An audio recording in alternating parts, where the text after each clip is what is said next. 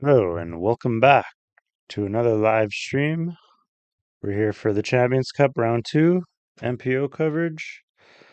Let's just jump right into it.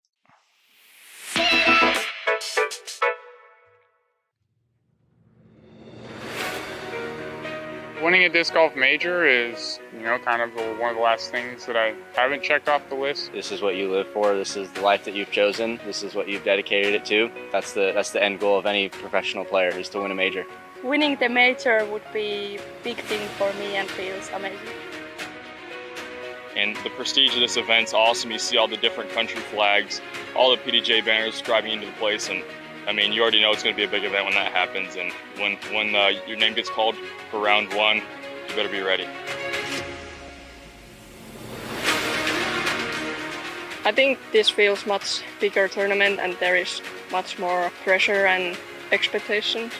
Everyone knows what to expect when they come here. I think it just does a great job of testing who the best player is that week. It's the ultimate accomplishment. It's the ultimate goal. It's the ultimate shoot for the stars. Winning a major can change your career in an instant, and it lives with you forever. Growing up, my dream was to win a world title. To finally have that win, I feel like it solidified me as a top player. It made it feel like all the work and all the years I put into disc golf, was worthwhile. I was the best in the world and I did play better than anyone else. Disc golf majors they're huge. They are the tournaments to win. No one really knows how many pro tours someone has besides the people that do the stats. No one knows really those things. They know world titles and majors, so those are the ones to win.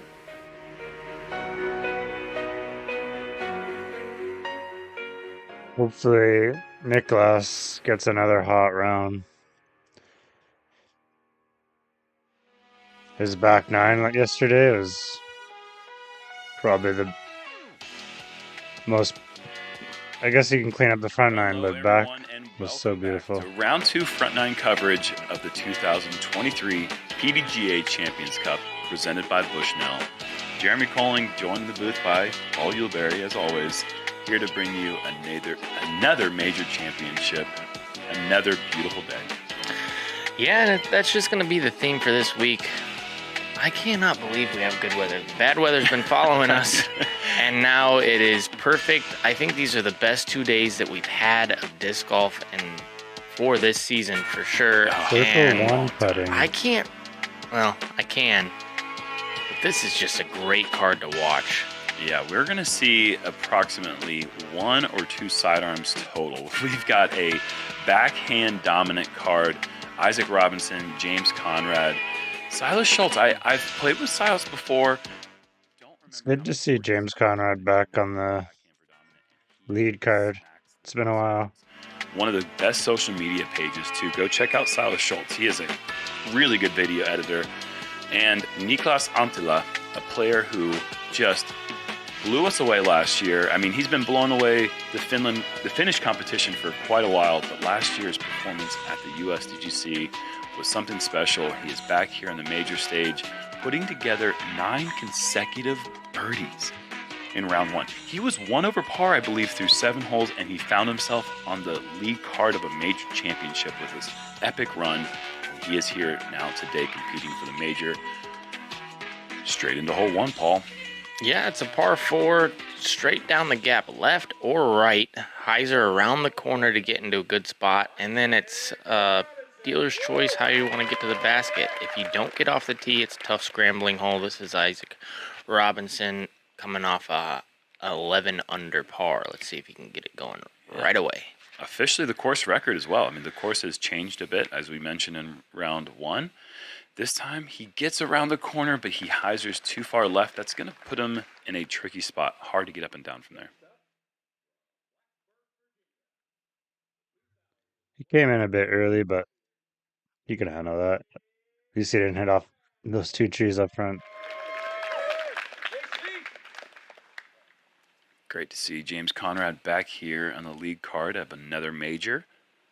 Seems like his something he likes to do. It's the only 2 wins he's had in the last few seasons. USDGC and the World Championships. Yeah, Got that nice good ones. distance. I guess he's looking for this one. think he'd like to add another trophy to. Grab the Grand Slam, maybe. Yeah. Someday. Yeah, we don't really have like an established Grand Slam yet, but we're working on that with the PDGA Champions Cup becoming an established major. And Silas Schultz, we get to see him on Nice. Joma's coverage, I believe, for the first time. And look at that drive. Smoked. That is exactly what you want. Anything near that road is just smushed. Yeah, that was parked. This is one of my favorite players to watch right here. He has great timing. Swings arm back slowly and then just rotates right forward. Hits that first tree, but dude, I'll take that for him. It's mechanical. It's insanely repetitive, and he does the arm things that like Vino does. They just have really interesting movements with their arms. And Another tree kick. Like you, I give it He to me. could- I want that for him for sure. He'll be A back little bit of for the struggles. Like back he is in nine. a really tough spot here after the first two on the first hole. If I could throw like that, Wow. and let's just say I either par or bogey every hole, I'll take it. Take it right now.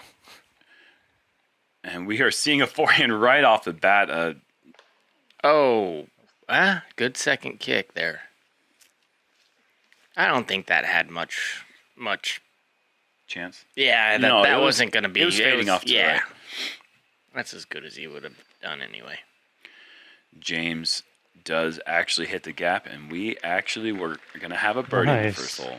Oh, and Silas we haven't even got to Silas's drive. He Yeah, is Silas has got to be birdieing this. That's primo. Such a nice not drive. a formality from here because it's still, tough little gap. It's major. Yeah, Lead card. No. He's new to this. and he's stepped up and showed very little nerves on the first hole with a beautifully played tee shot and approach. Played somebody who made it to that road off the tee. Really, who was Yeah. that?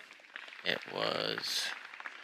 Why would you do that to me? This looks You bent. brought it up, my man. I just. Nicolas with a chance to No save the par. spoilers. That's what I'm going to say. Come on. Oh, wow. That would have been a terrific save after Who did I play errant with? too. I can't tell you. And Silas in for the birdie.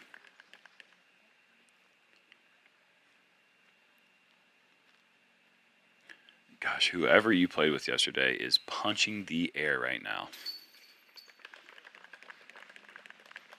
And James with the starting birdie as well. Played with somebody good.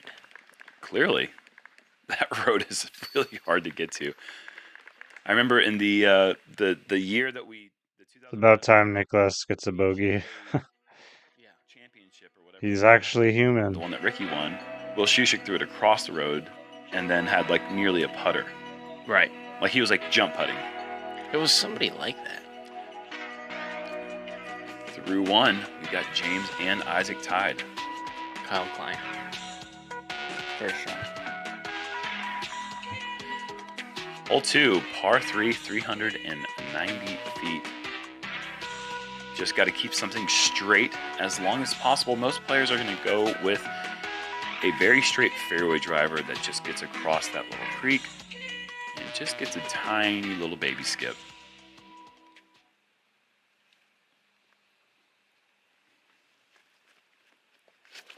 Tiny baby skip. This is great.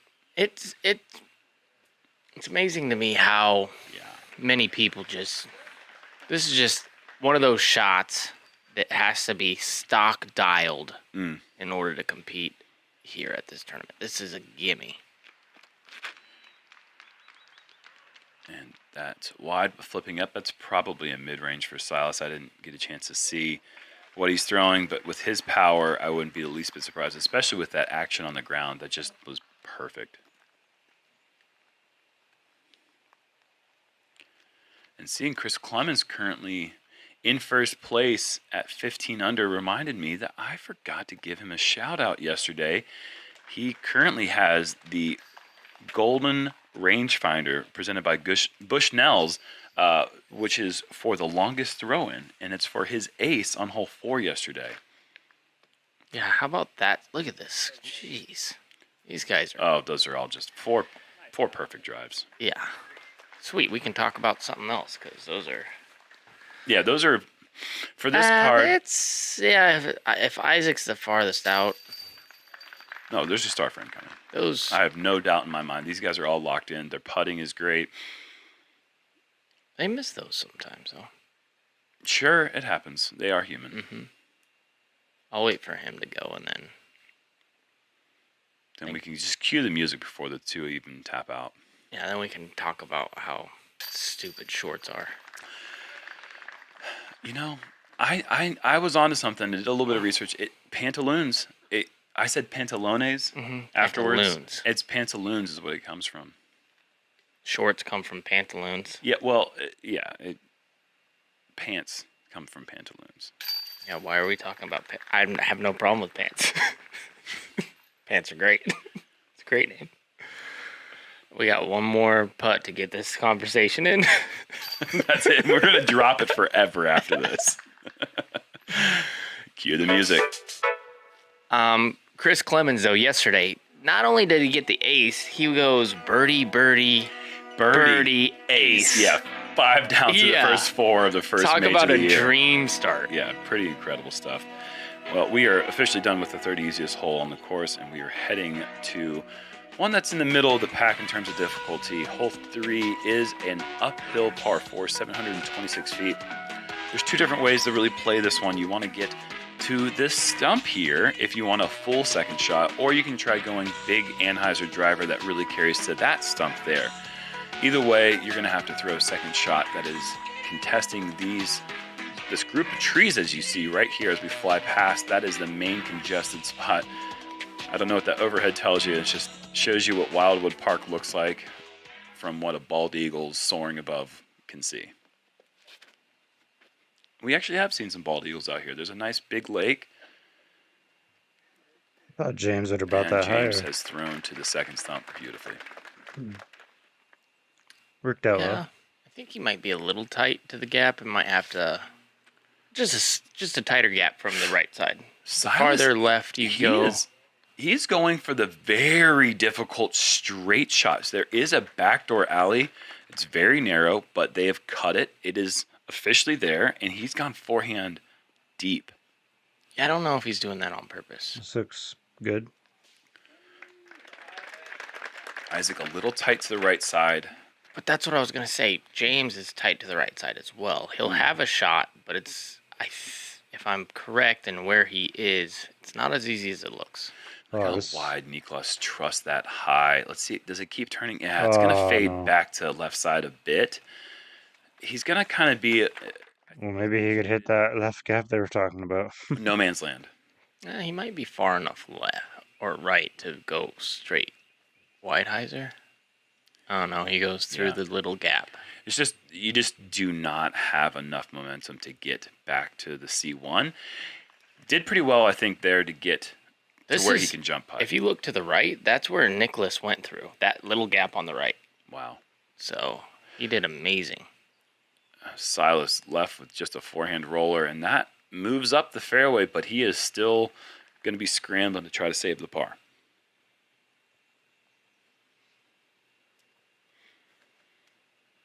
Isaac in a place where he has to go flex.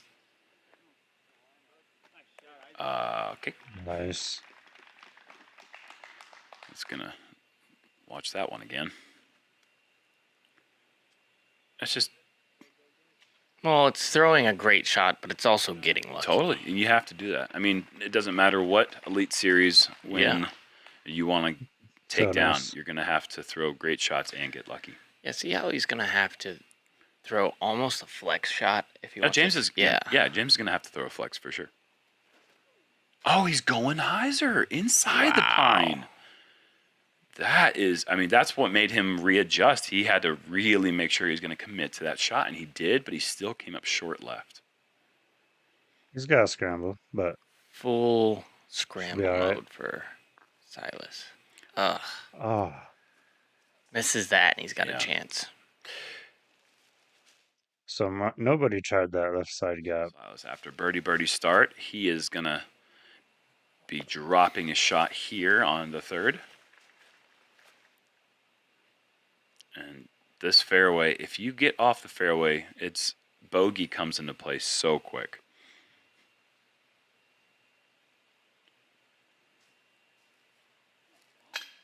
Tough one to get here. 27% of the field did find birdie, but when you see that 67% mark for par, that just shows you how difficult it is to find the right landing zone and get up to the pin. Gives it a That bid. was a pretty good go from back there. To even get the height. Pretty impressive. And Silas over the rim and in for the bogey. Still under par for the round. And Niklas, the only person I see with that style putt, and man, I am surprised we don't see more as effective as it is. I know a lot of players in Finland are emulating that style right now. I've talked to some of the FPO players here in Finland who are trying to change their putting because they want to match what Niklas is doing. Obviously, Finnish champion. Him and Vino going back and forth with that title for a few years in a row now.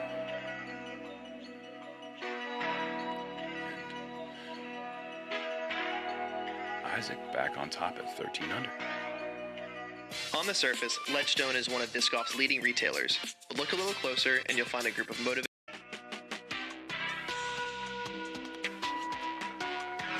Hole 4, par 3, 327, right to left. Very tight hyzer. You want the disc to go straight, then all of a sudden shoot to the left. Yep. And that's usually your most overstable fairway driver, or your most overstable mid-range, or your most overstable putter, depending on who you are.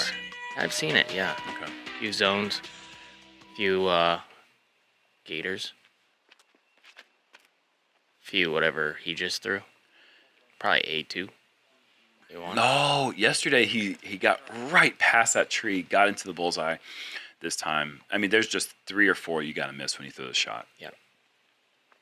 A lot of times you see somebody get around the corner and you just see the disc go boing. Yeah, your main objective here is just to miss that one. No, miss the first 2, I think. Like the one on the left there, and then the one on the very right. Yeah, sure. Yeah, hit the window and then just and take then what you get. Yeah, because it's pretty random to get through everything. Like you see how he just got through everything. Oh, Pretty random. Yeah. But It's he like did that what you're shot supposed was to. not necessarily better than Isaac's or James. I felt like he got pretty lucky. Oh, if he's on the 9th card, he's hitting that tree for sure. He's staying back there forever. And Silas playing the ground play, and look at that slide, That's clean. good. That's perfect. That's a great bounce back. In round 1, I think we only missed one bounce back birdie for our lead card. They were able to follow up bogeys with birdies, and Silas is going to do that here on the 4th. Wow. That's essentially perfect. I mean, the way that's played in your mind, that's what you're looking for, and then just dancing around those trees on the green. Yep. Anything in the circle, especially at the level these guys are playing, you're probably looking at birdie. Or a great chance. Yes. That's a beautiful putt. Annie down the hill, floater. The thing about this, folks, is if this misses, this is downhill. It ain't going very far. It's right there. Yeah, the way that putt is coming in. The thing is, other people's putts on this green. This is like Conrad's on pace to have a hot round. Isaac does miss a little bit short. This pine straw is so fast with putters. Quick. And you can find yourself, when you traditionally would miss from that range, might be 22 feet. You're going to be nearing 30 feet, if not longer, and those feet matter. Over time, you're going to miss more of those 30-footers, obviously.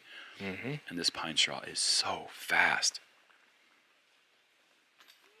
So Isaac going to be the only par here on the league card as Silas and Niklas tap out their birdies. And I believe that puts a tie back at the top with James and Isaac.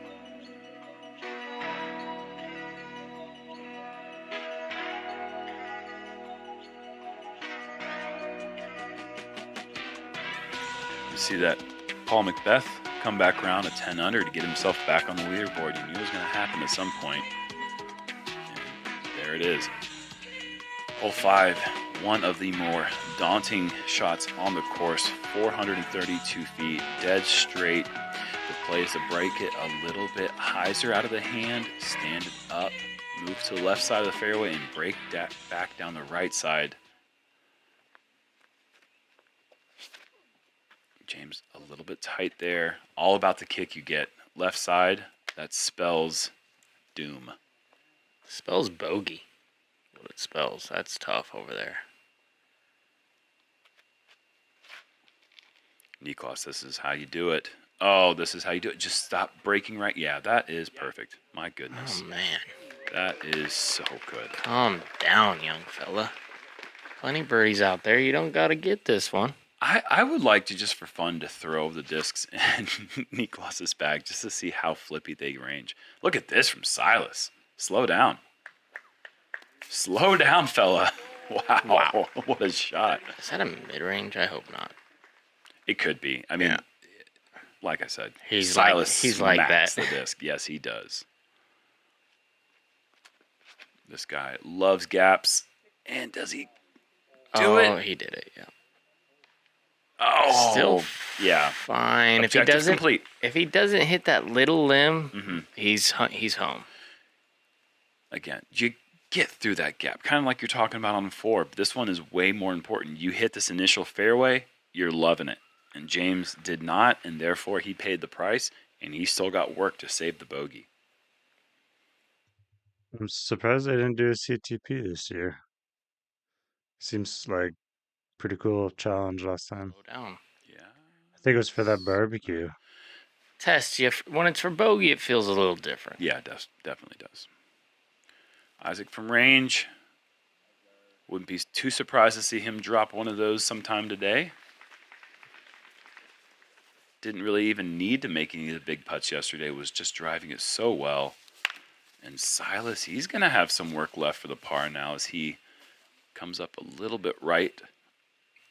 Yeah, bummer not to catch something behind the basket, stop him on that drive. Solid par putt. That putt tells me a lot. What does it tell you? Well, it just shows a very confident stroke there. Like that wasn't tentative. That it wasn't just a par save where he got it over the rim. He drove his putt through the basket. That looked like a putt that he might have in practice, but sometimes it's hard to emulate those the same way in the tournament, especially when it's a major, especially when you're on lead card.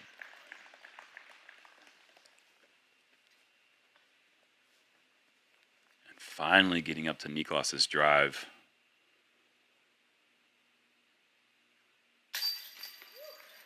Love that pitch putt. I love that. I find Nicholas has an interesting routine for putting. Seems like his hand's more to the side, like serving a dish, kind of. It's interesting. Niklas is definitely he's the representative right now. I mean, of the new, look how there's zero flutter. You don't see that. So pretty. That's crazy. And if I had the rewind button, I'd watch that again. Oh wait, I do. It's YouTube. And we're back. Wait, no. Yeah, thank you for rewinding, and we're back to hole 6. Par 3, 366 feet uphill, blind shot. There's technically 2 routes, but you're not going to see many players go the left side route. It's just a pretty awkward turnover. The play is a slight flip up with the backhand hyzer. Which he is kind of good at flip ups. He is so good. That's what I was starting to get into about last hole, is his range of stabilities in Niklas's bag. It just is, it ranges from everything from the most wildly flippy to the most overstable, and you need that out here. Yes. That's the one you need to miss. He misses it with a mid-range. Look at that ground play. Wow. Beauty. 2 in a row. Crushing every pine cone as it passes by. I like this. Missed that one, and he's pretty much home. Barely missed it. That's hilarious. It's perfectly placed, is it not? Mm-hmm. You either got to get lucky through the 2 trees on the right. Let's see if we can get a good view when we switch camp. Those 2 right there that he barely missed. And then you get to go around that one. And that's how you get the park job, where you come in between them, and then you're left with about 30 feet usually. And But James, let's see how close he gets to that right side. This one, right there. kind of close. I feel like that was just he navigated the widest part of the fairway at all times. That was the best shot, and clearly he is bullseye. You got to imagine all four of these guys are loving being on this card with these other three guys. James is playing so well right now. In this day and age of sidearm players predominant, Niklas. Maybe not predominant, but forehand dominant players.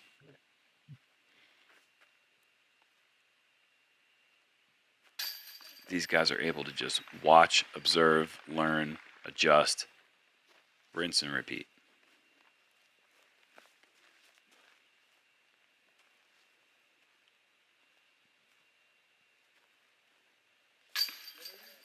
Ooh, got it over. Yep. Objective complete. Birdie in. The sun comes out.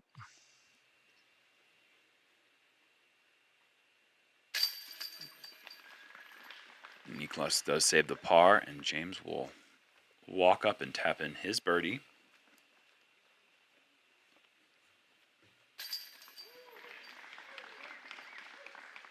Thought he was going to take off the full bag. It's a tricky little hole. It's a good feeling to get.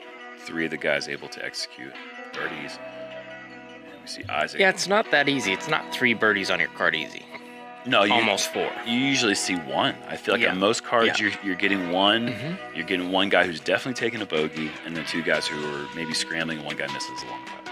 Something like that. 7, par 4, 744. Down the hill. Today we have a right to left wind, which is lifting the disc and pushing it farther left. So the main objective is to push the backside of this fairway so you can land right about here, and then have a hyzer, slight hyzer, all the way to the basket. There's one little guy you got to miss coming in. See if these guys can do it. Such a fantastic hole. So hard to get both shots right. Got the tee shot right. This is just nothing. Nice. Yeah, that's one of the better ones you're really ever going to see. Yeah, let's see what he's got. I think he might be a little. No, he's got the hyzer. Yeah, you like that. That's perfect. It's close to being too long, but it's right where the good stuff goes. Isaac flipping it up in the inside, just beating the corner, getting a little roll. He's going to have a longer shot to the pin, but he's got enough space away from those early trees that he should be able to force maybe an anti-flex. James, this is a similar flight path to Isaac's. Yeah, he gets around the corner as well. You see how they're kind of pushing left into that? It's like a breeze that you're not really feeling, but once you walk out of the gap. Yeah, when you said right to left, I didn't remember that feeling, but maybe it's just a very, very subtle thing, and I didn't pick up on it. Well, it's really gusty out here as well. Really nice drives from the whole card. The least wind, the least anything, just the most sun we've ever had. We've had different experiences then, because I'm serious. It's been gusty on my cards. Yes. Yeah. Through this round, it was way. The wind was more evident than it was in round 1 for sure. Yeah. Round 1 was nothing. Okay. Oh yeah. Isaac, what a beaut.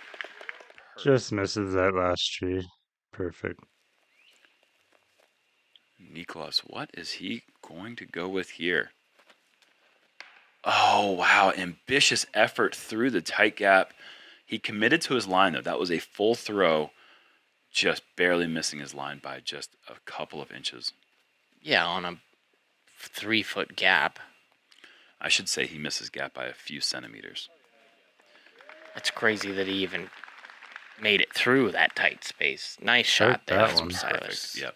Dissected the hole. Now look what he's got. He's got it all. Gosh, that's so good. Mm-hmm. What a shot.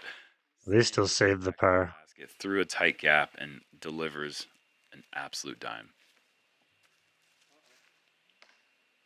Oh. Uh-oh. James going to be at the edge of the circle to save the par. The Guardian gets him.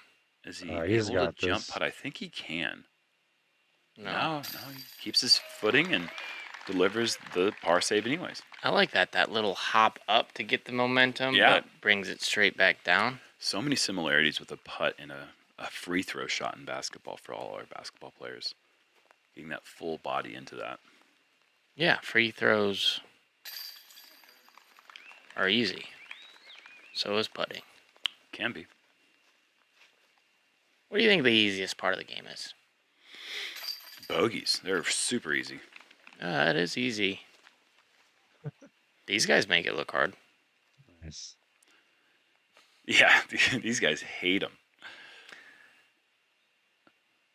For the amateur listeners out there, the easiest part of the game, aspiring pros. I think the easiest part of the game at a certain point for a lot of players is decision making based on instincts. I think that when you see enough holes, you see enough fairways, your instinct tells you exactly what you want to do before you even get to it. So the execution part's hard, but knowing what the ideal line is, I think is very easy. That's what you have to look forward to. Yeah, exactly. On to hole 8, excuse me, dog leg, par 4. Want to finish somewhere near that stump is ideal. Then you have this wide fairway on the right side to go up the hill. Really just got to miss this one tree sitting right there. It's perfect place for shots as they pass through, going up to this last little mound to the pin. Another classic par 4. This hole has been here since the beginning design of this course here at W.R. Jackson. Really nice line, I think, for Silas. Yeah, he pushes the backside, yeah, but that gives him like that backdoor flex shot or the backdoor sidearm. We've already gone past the 3 or 4 forehand limit that I thought we would see today for the entire round. Is Isaac just see that stump that I said was a good drive? There's his disc 60 feet past it. Such a good angle control. Let's see if the man of angles can match it.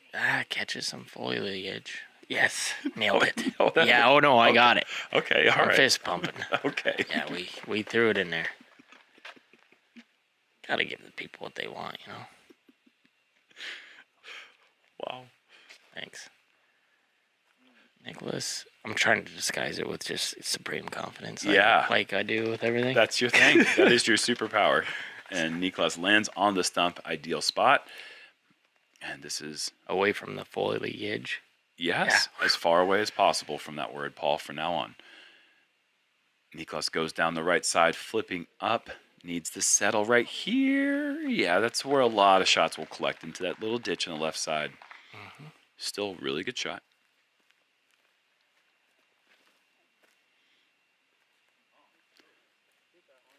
Missed that one.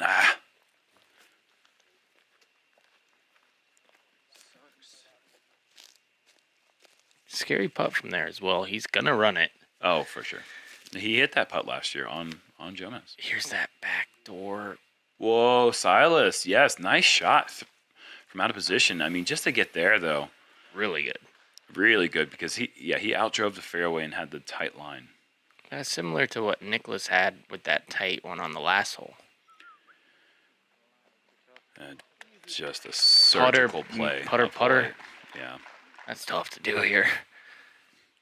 Who's going putter? Him? Isaac. I mean, maybe a few others. Did I just see Gannon's caddy working for somebody else? A little bit there. Silas from outside the circle. Count it. Nice. Okay. Let's go, Silas. That's a little turkey here. Oh, the cool guy spin flip tricks. And Niklas puts a dart on the pole. His putts come out so floaty. Is that a C2 putt? You know what I mean? Yeah, like totally. There's nothing like it. He can jump putt. He has incredible wrist strength. He's able to jump putt with a disc on the line way farther than I would have given him credit for without seeing it in person. It's pretty impressive. He's impressive. Yeah. Like he's. Yeah. We keep harping on it, but I mean, it's one of the most impressive things to watch in person is him play disc golf. Yeah, it's good stuff. So good birdies there. So get your tickets. Come come out to a Pro Tour. That's absolutely. Major. I mean, seeing it here on Jomez is great. Thank you. But it just doesn't match what you actually. I mean, if you are a disc golfer, which is probably why you're here, you know what a disc looks like flying out of your hands. It's different when you see it fly out of these guys' hands. It's worth coming out and seeing. But you already know that. Hole 4. Hole 4, huh? Hole 9, par 4, 618 down the fairway. This one's tough. It's got a really tight gap right away and gets in a lot of people's heads, I feel like. Even though it's a smaller gap, these guys are throwing really well, and they're throwing as hard as you can. Yeah. So get to the backside and then hyzer. This is a flex, and I can't imagine how stable that disc is. See you later. See you later. That's prime. You want to get past that road. That's a good shot. Anything past that road, and that's obviously well past. If you want to see what it looks like to hit a fairway, just watch Isaac, because I just don't have a feeling that he's going to miss one.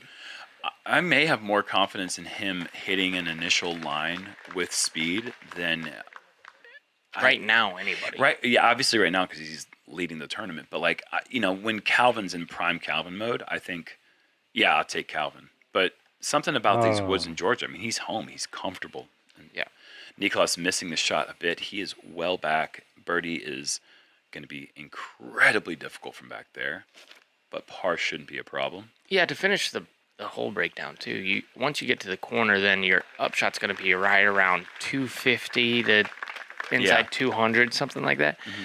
But it's going to be really guarded. You can go left side or right side, and this is doable from here. But it's going to take a super shot inside, flip up, big skip. Ew. That's a super shot. That's what we would consider super shot. Oh my God, wind that back. Okay, so just flipping up the whole way to hit flat, perfect angle, missing the roots. I mean, if that's 6 inches longer out of the hand, it hits those roots and he's 60 feet back. Misses that wide tree too. He's still going to get a birdie chance with hitting that early tree. Just have to stand back there in person to see how difficult that is. Get your tickets. Nice. Isaac. Oh my gosh. It's like that's neat, but this is easy. Okay, we're gonna wind that one back. Hopefully, yep. Here we go. He's been going deep with this I know. Upshot. Yeah, he did it yesterday as well. Oh. People love watching it hit the basket, and I feel like when we're playing and we do it, it's like kind of infuriating because I'm like, oh, that was so bad. Best case scenario, giving it a chance to go in and staying close to the basket. Yeah, that's awesome. But not a as glitch. Unless you make it, then you're like, yeah, I meant to do that. Silas pulling this right. No. Kicking left, but his drive was so good that even an errant approach puts him still in putting range, but he's back edge of C2. Okay. Wow.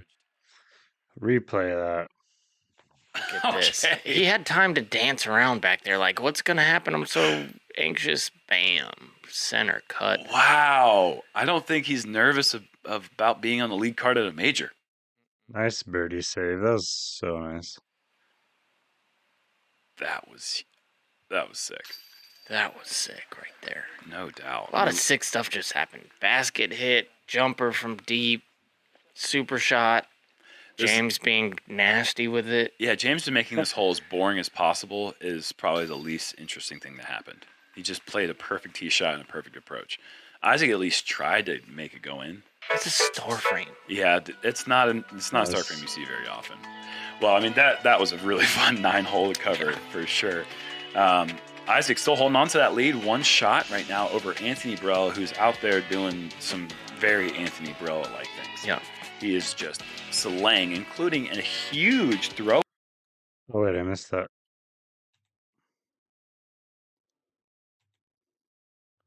Barella up 24 spots. He's got 2 more to go with 11 under.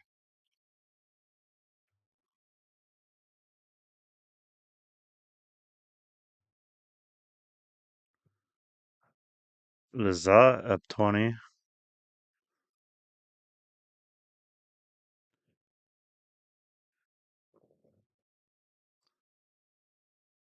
that lead, one shot right Okay, now okay. over Anthony Barella, who's out there doing some very Anthony Barella-like things. Yeah. He is just slaying, including a huge throw-in on hole 10, the next hole we're about to show you. Threw one in from fairway. Really? Eagled hole 12. Okay. So, doing some stuff. Yeah, I mean, this is cool because I'm pretty sure if you throw a sidearm, you're not that interesting. Because these are my favorite people to watch. I think it makes it a little bit like different to watch a bunch of backhand players carve through the world. Yeah, I do. I agree with that. Well, we got 9 more holes for round 2. Come back and watch the conclusion, and then we'll be halfway through the first major of the year. Yeah, thank you to the Founders Club. See you in a bit.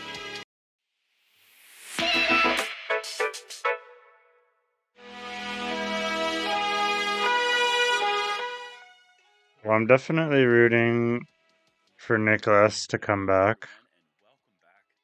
Hopefully.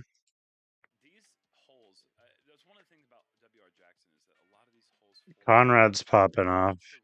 He's doing really well.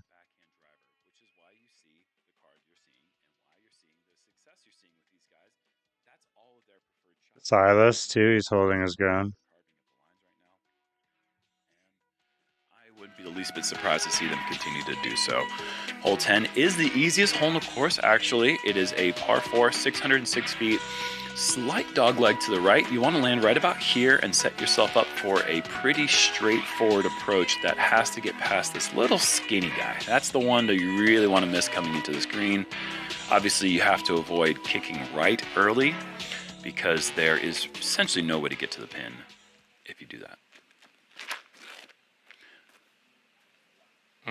And this guy right now is feeling something. Oh, yes. Himself?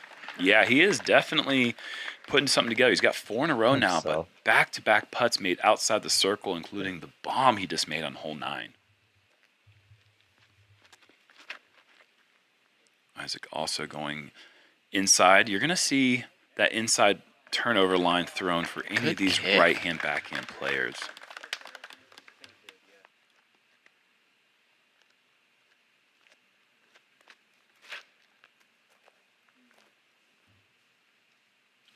Wow, he's good.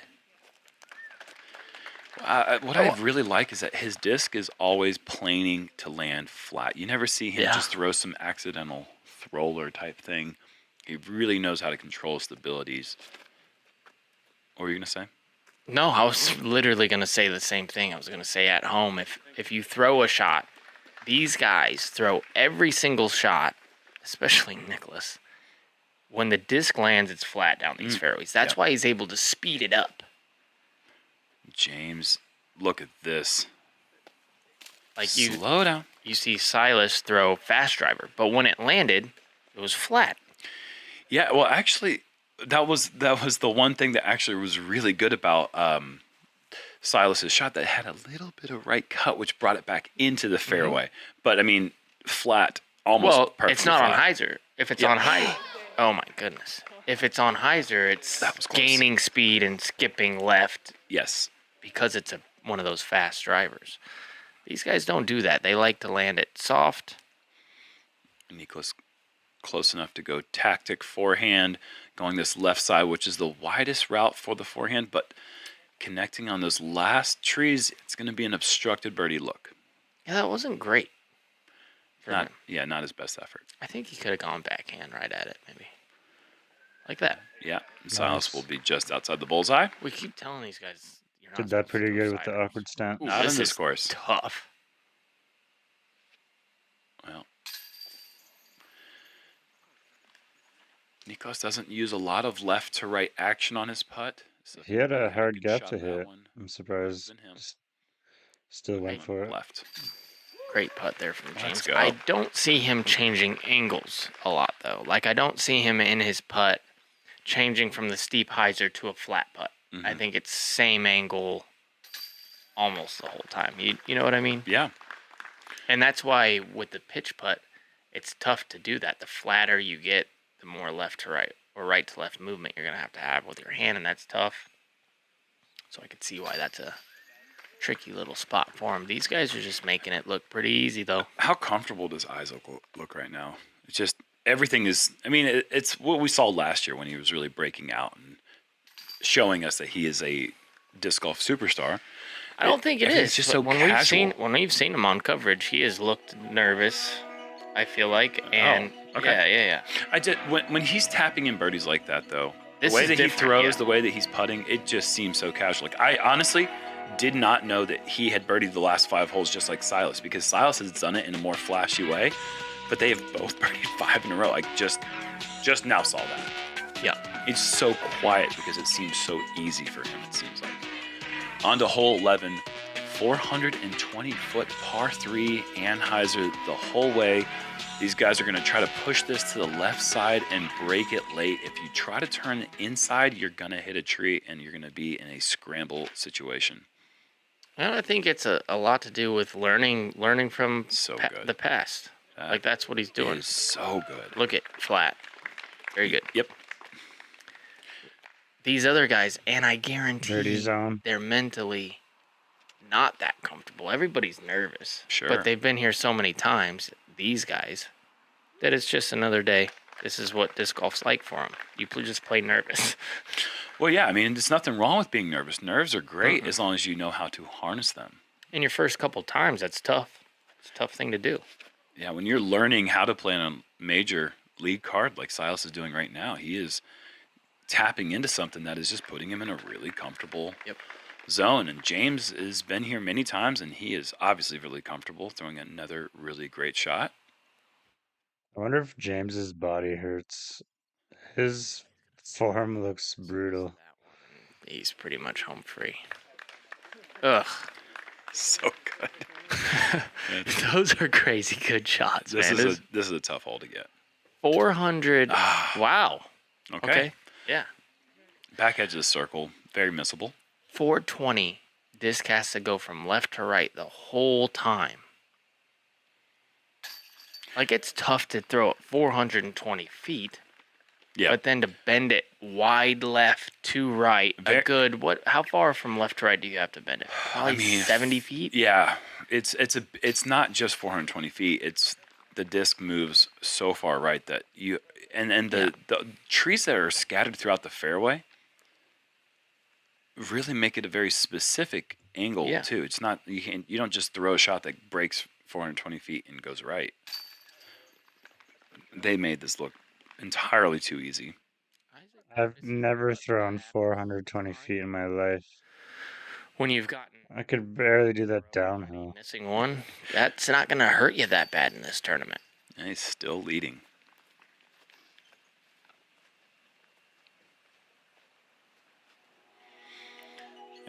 Through 11 holes, he's already 18 under, and I would have bet my lunch that 18 under would have been good through 2, and he's still got a lot more birdies to get potentially. Hungry boy. Yeah, these guys are hungry, man. This whole field is hungry. No, you're hungry. Yes, taking my lunch is a big deal. It's a really big deal. I'm betting a lot here. It's very important. Hole 12, par 5, 990 feet. One of the signature holes on this property. Absolutely gorgeous tee shot. You want to flip something up straight, go as long as you can, stay in the middle. Gives you options. If you land in a really good spot, you can potentially go for the pin. A lot of players will end up taking this wide hyzer route. It's a more safe shot for the right-hand backhand. Is this one going to stay a par 5 forever? I think it should. I think it should. What's wrong with people getting aggressive and getting eagles? It's fun. No, but I think that this is the best. Far. This is the best track. Yeah. You're not gonna see anything better than that. You might once in your life see someone at that same spot, but that's as good as it gets. Yes, but I think this is just a classic par. This is too far left. Classic par 5 that I don't think that time can turn it into a par 4. No. James's ankle looked like it bent sideways on that one. It never does.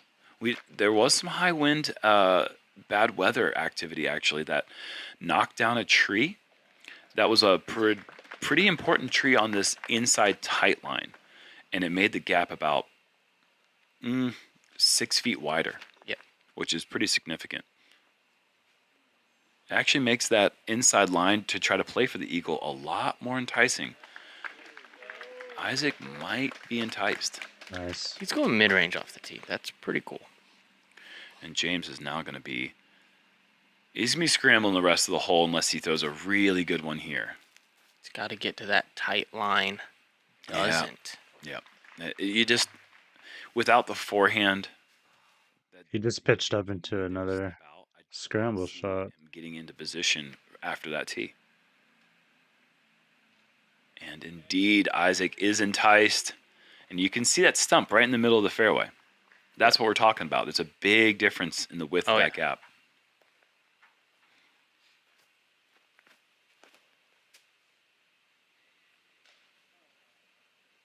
And Niklas, is he at the straight corner? I think he is, but my goodness, all the way up to Silas's drive.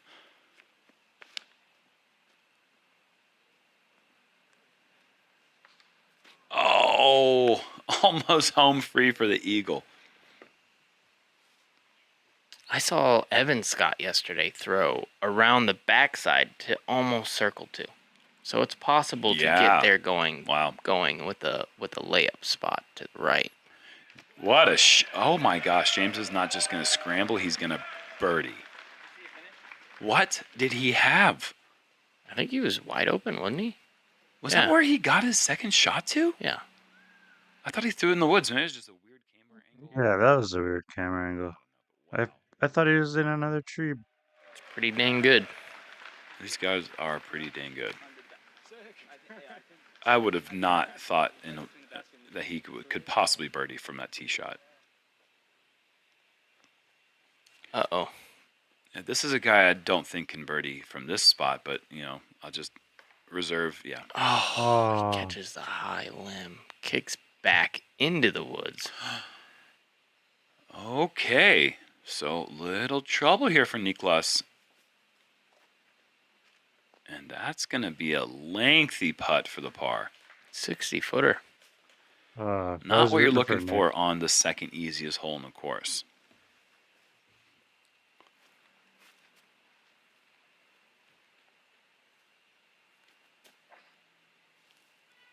Isaac's third is just a jump putt away. They're going to change this to a par 4, aren't they? Please don't. The running jumper. What? Very nice. Yeah, I heard a little bit of koozie action as it passed by. Niklas to save par. Niklas to save par. Wow. What? Okay. Watch how He's happy about that one for sure. Moving forward and gaining speed, and that's the center. Wow. It's good stuff, man. That is really good What stuff. a par Just save. a couple weeks ago, he dropped out of Nashville because he was having back issues, and here he is. League card, making 60-footers for par. I want to see that chiropractor. Sheesh. Young body. I want to Give it a couple weeks, you don't need a chiropractor. You just Yeah. wake up, it's like, wow, I feel really good. I want those drugs. pain pills. The drug is called being young, man. 3 birdies and a huge save for Niklas. And Silas Schultz is officially on a heater. 7 in a row now, jumping up to second place.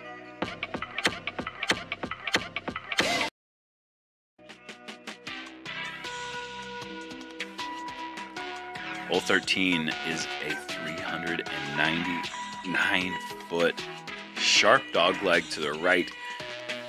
Want to throw I was going to say you want to throw a forehand. Because that's what most people are doing on this hole. I think we're going to talk. Maybe? Yeah, I think so. Yeah, okay. We'll see one here from Silas. Just want to get around that corner, get a big skip. Does that have enough? It looked inside, yeah. Oh. And that 7-hole birdie streak is going to come to an end here, most likely. Don't say that.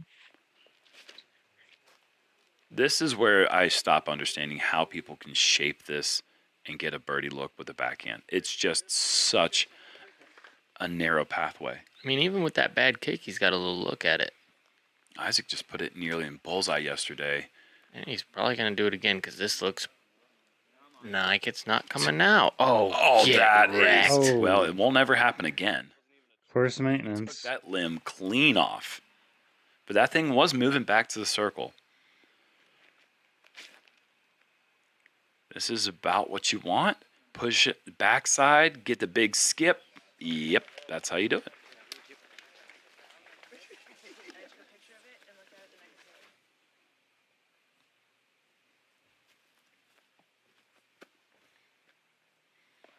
Little up shot. Yep. That running jump putt is so Will interesting. take the par, and Isaac, let's give this, no, that's just a layup. You know, let's talk about Silas, but Isaac is 8 under on the round, And he doesn't have any bogeys, whereas Silas does. and he's leading. James, oh, what a great effort to give it the speed it needed to go in, but also stay a foot behind the basket. Niklas tapping in the birdie. What a great drive, gaining one on the card. Yeah, getting to 15 under. It's a nice little mark right there. These guys aren't giving people many opportunities to gain strokes on them the way they're playing, but if there was a hole that you could gain strokes on this card, it would be the 400-foot dogleg sidearm hole. You know? Yeah. This is like the one spot where Niklas has an opportunity and took advantage of it.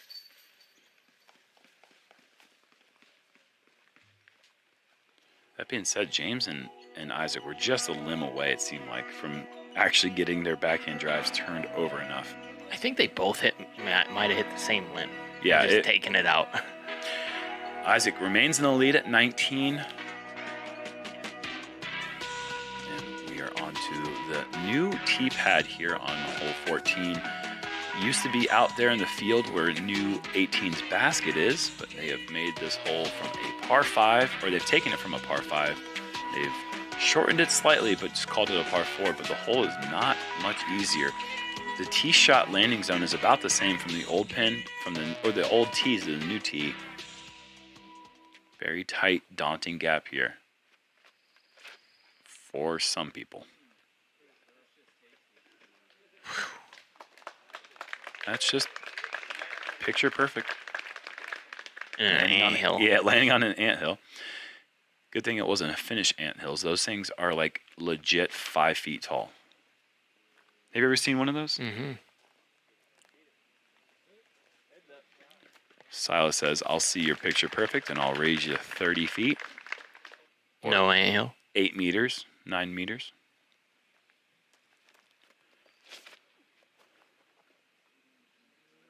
Okay, we're just seeing the same shot thrown by 3 different avatars. I mean, I'm going to, spoiler alert, Isaac hits this guy. I already knew before he threw it. It's, oh, a little image? Doesn't matter. All of them. Whoa. That's something you don't see. Hole 14 is the toughest gap to hit maybe on the course. Hole 5 and then 14. 17. Yeah. There's a lot of There's a lot of them. The hard part is turning over your second shot around that corner and parking it. That's the insane thing. You got through the lucky little back door there. Watch this one. This is Niklas's flippy guy. Now, I will say this one, 0 luck involved. That's right there. That was beautiful. So good. They're all going backhand. This one surprises me because South has gone to the forehand a few times. What has he got here? Oh, turning over, edge of circle, going through the inside line. That's the tougher way to do it.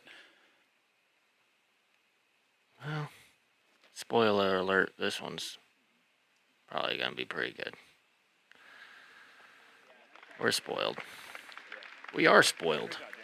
This shot does the right to left shape and then the left to right shape, meaning there should be some kind of hyzer thrown in the second shot, but these guys are just not interested in that. Silas in for the birdie, and he's the farthest away. These aren't gimmies, though. These are No. right around circle's edge. Cue the music. It's coming. Does somebody have a straddle or something? Yeah. Tough little guy really here. Tough birdie. James with the straddle. I'm just going to go ahead and say this, Paul. We're watching some special stuff take place right now on this card. There's some magic on this card. These guys are vibing. Yeah. Doop, doop, doop. They are vibing. You can tell they're having a good time. This is a hole Pushing each anybody other. is pumped with the birdie. And these guys just all swept it. That's incredible. If any of them birdie, the rest of the card is fist pumping you, saying nice Look at birdie. this. That's how hard that hole is, and they all got it. Look how few pars we Best have star frame collectively. we've had this year. Yeah, for sure. Hands They made up. that look. Hands up, gooey. Hole 15. We'll call back to Nashville. Hole 15 is a par 4. This is a lot tougher. Spoiler, we're not going to see a star frame on 15. Mike, if we see a star frame here, dropping the headphones, I'm out of here. I'm finding a new job because disc golf ain't working for me anymore if these guys are star framing this one. On. Nice one. On. Big turnover drive here to find yourself in position for a really tricky approach. Look at this late breaker. Is halftime? Nah. No, just too wide. Oh, great kick though. That is actually a fantastic place. If you're left side of the fairway, the hillside is softer. It's actually a more attackable position on that left side. It's just hard to get there.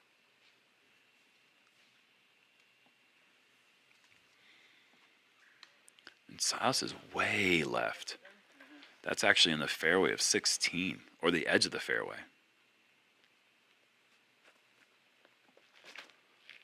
More of the angle you're looking for here, I think. If Yeah. it flexes, oh boy. I was going to say too much the angle. Yeah, I was hoping that was one of those stable ones, because that's the angle you want. If it's Yeah, super if it's stable, that has a chance to get to the top See, of the this hill. is neutral, so this should be these. Ah. Okay, in the ditch. I don't think really anyone besides Niklas is in a good position for the birdie. Yeah, if you get a star par here, you're going to be pumped. Not dropping headphones, though. Headphones stay on with the star par. So Niklas has one tree he's got to miss right here on the left side. Oh, he's going super wide roller. This is interesting. Is it? Oh, yeah, wow. With that's such a brilliant play. With that Yes.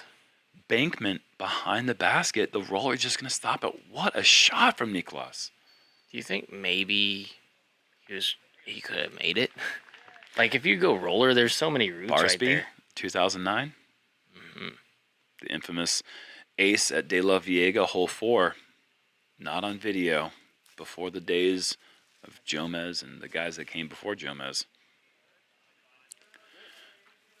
Everyone else is just going to in a scramble position, but Niklas is going to have a decision to make because his disc is in water.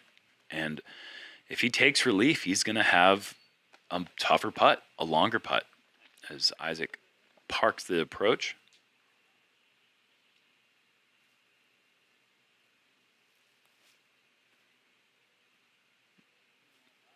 That is the throw of somebody who's played catch many, many hours. Still goes a little deep. One of my favorite people to play catch with because I call it, you're either playing catch or you're playing fetch. I'd rather play catch. Yeah, you're playing catch with James. He's throwing it right at you. It's up Yeah. to you whether or not you're playing catch. So, oh my gosh, Niklas fully submerges his feet in the water. Hands up. He better put his, yeah, that's gooey. And he connects on the putt. What commitment, but my goodness. He's just gonna, with white shoes too. He's going to have the soggy feet for the last 2 holes. That's hilarious. Wow, full Last 3 holes. commitment. That's amazing. I mean, 16, one of the easiest holes on the course, but 17 and 18 are two of the hardest. It's tough. You don't understand how much you use your feet when you play, and then Until you submerge your feet in And then the when you're- water. and when they're just that much heavier, it's tougher with Sure. the timing. Well, we're going to see how this plays out here, but getting the birdie, it was worth it for at least hole 15. I mean, this is a hard birdie to get, third hardest on the course. And Just like that, he gets the 17 under. 8 under, 8 under, 10 under, 9 under on the round for these guys. They are just, this is tough. This place is not easy. It's not an 8 under type course. No, it always surprises me to see how well people play at this course, because anyone who's ever been to the IDGC, who's played Jackson, probably on average 6 over. Maybe more. Yeah, maybe more. Maybe a lot more. Yeah, we were talking off camera, and we were saying if we were at a B tier, 6 under would be probably leading. Yeah. And you're just like losing tons of strokes at that. Oh, yeah. 1 park job. We'll call it 2. Silas going tactic, overstable putter. Not a park job. That is down the hill. Yeah, that's playing as a 35-footer. No jump. It is kind of surprising how far this one is up the hill if you land short. Mm-hmm. Yeah, you really want to get this thing moving right the whole way and doing that kind of stuff. Park job. And I think we're going to see the little follow flight here. This is how you play the hole. You go Anheuser with putter with something that's overstable. So it's just fighting back to land flat the whole time. And that one tree that you see on the green, that's the one you want to miss. You hardly ever see anyone hit it. I hope I'm not doing the commentator's curse here, but this is kind of going right. Yeah, he kind of hit it. He kind of hit it, but got right around the limbs. But it's kind of in the perfect place. I'm surprised we don't see more tree hits there that turn into rollers. Yeah. Back to backers here. I mean, they're chasing each other. The same time to get there and everything. James wins, though. Talking about stealing lines. Oh, this is outside the circle. Yes, it is. Did this guy just turn his head mid-flight? Yeah. Feeling it. Putted it. Just dropped down to grab the mini. He did a little cool hand thing, too. The guy's just swaggy. And I mentioned it in the intro, and if you somehow didn't watch the front 9, go check out Silas's Instagram page. He's one of my favorite follows in the disc golf community. He does a really cool video editing series where he just does these little mashups. I knew about Silas Schultz as a Instagram disc golfer before I knew of him as a professional disc golfer, and now he's given me a reason to change my mind as how I look at him, because he is just slaying the course at 11 under right now. Ridiculous. But if we look at the leaderboard right here on the round score, there's nobody on that front page lower, or I guess higher than 9 under par.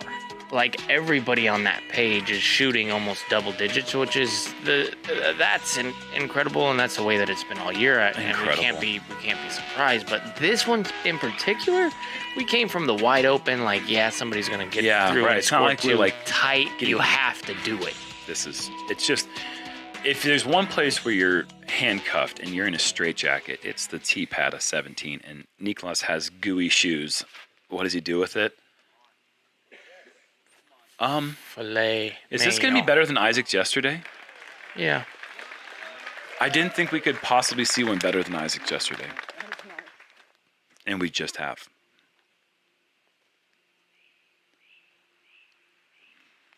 Silas. Oh.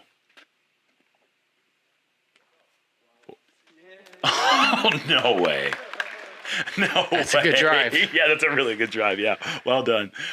Oh my gosh. He's got it going. When the gods are smiling upon you. Oh no. Okay, that's what normally happens if you throw an errant drive on 17. That's a bad place to kick off to. Scrambleable, yes, but I swear Isaac's never saw a gap that he didn't have 100% confidence he could hit. Not this week. Jeez. So comfortable off the tee. James is going to have to get freaky with it here. He's going to be looking up. Tomahawk, flick roller or something. Flick roller. Yeah, I don't know. where that ended up, but he's just trying to get back to the fairway, give himself a putter approach, and this is good to get to here. Yeah, sure, but this is awkward. Especially for the backhand shot. He pushes it as wide as he can. This is going to work. What on earth is this stuff, folks? What a card today. That is with your back foot lower than your front foot, standing sideways essentially. Go in. He's probably thinking. What? That's how you walk through the open door. Silas is given a treat from the course, and he throws a dime approach. He's going to have a bullseye. This isn't good. I have to say that's the first. Do we call it a shank? I mean, it's just the speed is just way off there for Isaac. It's the first real bad miss, I think. Yeah, I think he missed the height. He's trying to just burn it into the hill. He does that, yeah. And Niklas going kind of soft with the tactic, and this is fading off. Yeah, not good, not bad.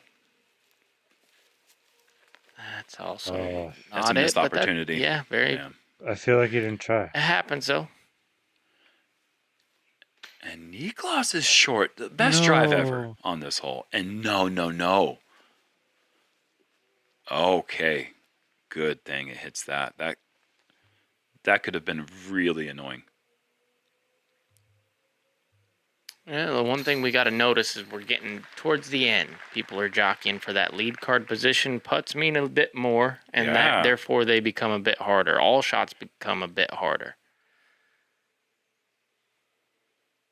And certainly your stamina is starting to wear down a bit. A good delivery there for the par, but yeah, that's going to hurt considering how well he has played, and that drive was so good. Yeah, he's not happy about the par here, but the only one with the birdie is the one that shanked it off the tee. That happens in the woods sometimes. And Silas is now at course record 12 under. If he is able to birdie 18 and get to 13, that is, to me, every bit as good as Macbeth's 16 under last year. Jumping up all those places and shooting course records. Silas is, and this is with a bogey and no eagles. Macbeth had 2 eagles in that 16 under and was bogey free. Silas is doing something really special right now, guys. On to hole 18, the hardest hole of the course, the most seldom birdied hole on the course. This is a big tee shot if you want any chance to attack this incredibly difficult uphill blind approach to this green. And it is green, guys. They planted this grass out here, and it is just beautiful with the grandstands. And it's a wonderful finishing hole.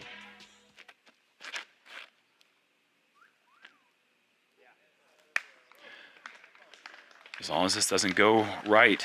Yeah, he's a little tucked against that tree. That's unfortunate because you'd like to see him have full potential to throw that next shot onto the green, but he's going to have a shot. Or I guess Gannon played earlier, so he's doing around landing flat. Drifting right. Oh, come on. Ground play did not need to shoot him off to the right side. Still beautiful shot, and again, in position to consider attacking.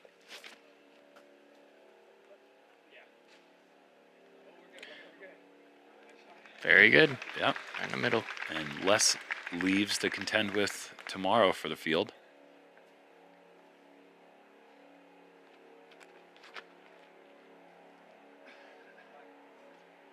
I mean, how many gaps did we see missed today? It's just not very many. Not any. Isaac, a little left. Let's see if he is in position to go for it. I think he is. Tough to get the power running up the hill. James does really well to get to circle's edge. That's incredible. He was pretty far down the fairway right there. That is or from the tee to basket. He was a little bit shorter than these guys even. Look what Niklas is left with. How do you get such a clean release from such awful footing? How do you go for that? Like, I'm laying up because I feel like I could go OB. Oh, I mean, the OB on the right side is very reachable considering if you shank it a little bit, you're OB. Yeah, but these guys are just on it. You're feeling yourself. I guess you're going for those things. That's amazing. Silas will have that to get to 13 if he's able to make that. Wow, what a course record that would be.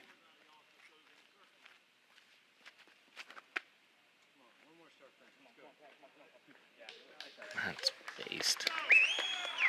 Oh, wow. This is official headphones off my head walking out on the last hole. You're finishing this tournament out yourself if they start frame this one, Paul.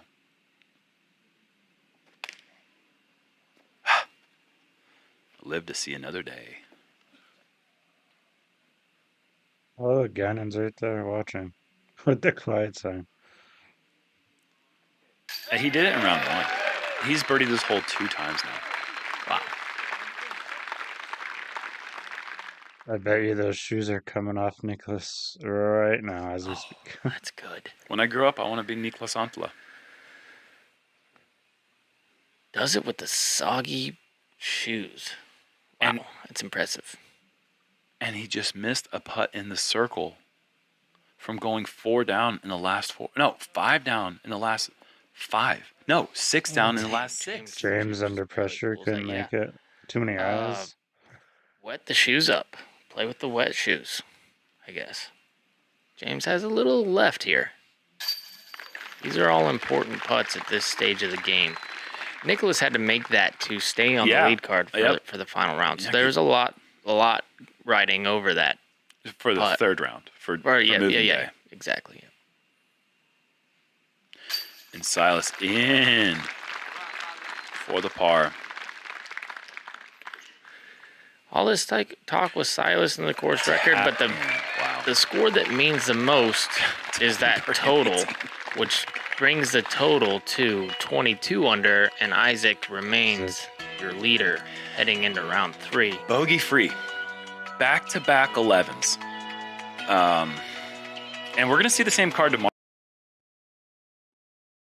Wow. The exact same card for round 3. The chase card stays the same. Oh no, Lazat and Barella get onto the chase card, up 19 spots. Wow. Tomorrow, folks. If he shoots back-to-back 11s again, winner. No one's catching you. I think he takes it down with. What a nice round though. I didn't think anyone was going to. I didn't think someone was going to get in the 40s for this tournament. Honestly, I didn't either. But I think 40 still remains a really good number. But man, if the conditions continue this way, and if everyone gets all greedy and stuff like they have been, and wanting to birdie all the holes like they have been, McBeth played pretty well. Up 30 spots, minus 10 compared to yesterday with just 3 under.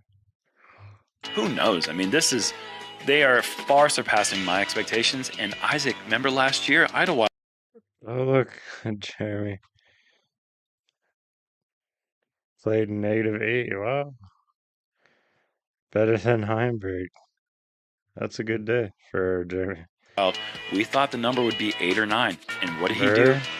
11s, 12s, 13s, like breaking course records, consecutive rounds.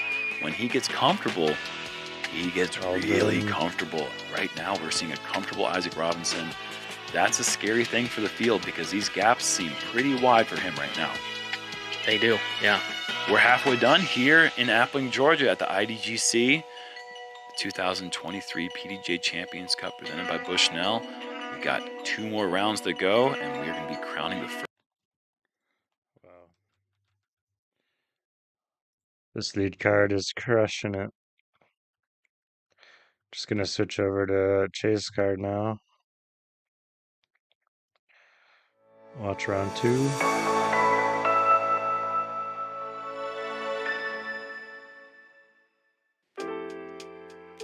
It is a beautiful, bright, sunny day in Appling, Georgia at the 2023 PDGA Champions Cup, our first major of 2023 for professionals. And I tell you what, there's an awful lot of people down here.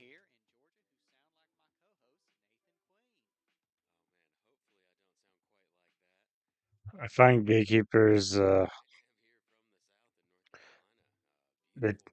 videos are a little bit longer and a little bit slower The announcer's a bit more quiet. Looks clean and has some room on these fairways. And our entire card starts the day tied for 5th at 8 under par. You see, they're very much in striking distance of that lead, and with a 4-round tournament, anything can happen. You got the 1 round out of the way, but you got to keep it rolling. Yeah, 4 rounds here. Eagle McMahon, sponsored by Discmania. You see he's putting with those Rainmakers, and as we saw yesterday, throwing quite a few mid-ranges, the MD1s and MD3, and a couple of Mutants. He's going to lean on a PD quite a bit today. Una Heinenen's back here, putting with the KC Pro AVR. Gonna see some Toros and Gators for some upshots, and then as you see, lots of T-Bird on there. Enjoys the Firebird as well, and maybe see some Destroyers. Chris Dickerson, sponsored by Discraft. Throwing and putting with Challenger OSs, got some zones, 4 buzzes in the bag, and I imagine the Undertaker is going to see a lot of work. And then Mason Ford, sponsored by Mint Disc, gonna see the Royal Prophet, see the Bullets a lot for some upshots, some Mustang for the mid-ranges, and then that Alpha is the original Mint Discs there. Hole 1, a par 4 to get us started at 660 feet. Got a left and right option off the tee, and then a dog leg to the left. Ideally, you'd like to get something that moves around the corner to shorten your upshot, as that's going to play a little bit uphill. First off of the box, from Boulder, Colorado, Eagle McMahon. We saw Eagle yesterday for the 2nd year in a row, making the Gatekeeper feature card in round 1. And able to make the Gatekeeper chase card here for round 2. Gonna lead us off with what looks to be a mid-range here.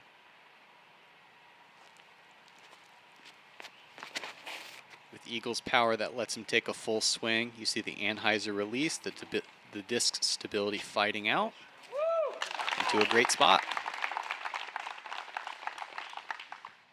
Next up, from Rava, Finland, Jana Hanare. And Joona Heinonen. We saw him at the Open at Austin, and I got to play with him round 1 at this tournament. Look for a lot of power, especially from the backhand sign.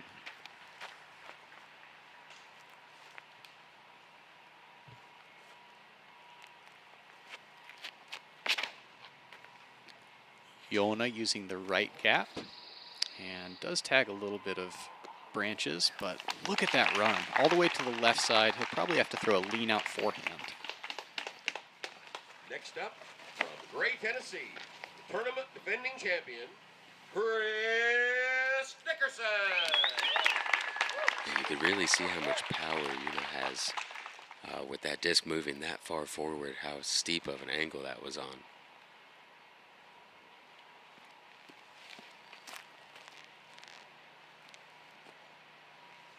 Chris looks like he's lining up this right side as well. A lot straighter of a shot here, though. Looking for it to drift back. Just catches something on the right side. May still have something where he's at, though. Yeah, I think that'll open up the right side for a hyzer. Polo, Texas, Mason Ford.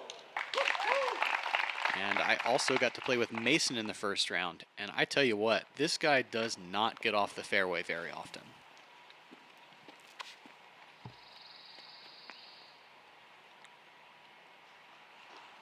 That's a very nice compliment. Yeah, he's going to throw differently than a lot of players. Very spin-oriented, and he's pretty small. He's 5'8", 5'9", but packs a lot of punch in that. Yeah, and you see it right there. Line drive shot, going to be in a great position. Dickerson aiming for a hyzer release. A little bit of stand-up in the middle of the flight and cruising through the gap. That's going to hug the right side and land near circle's edge for a birdie look.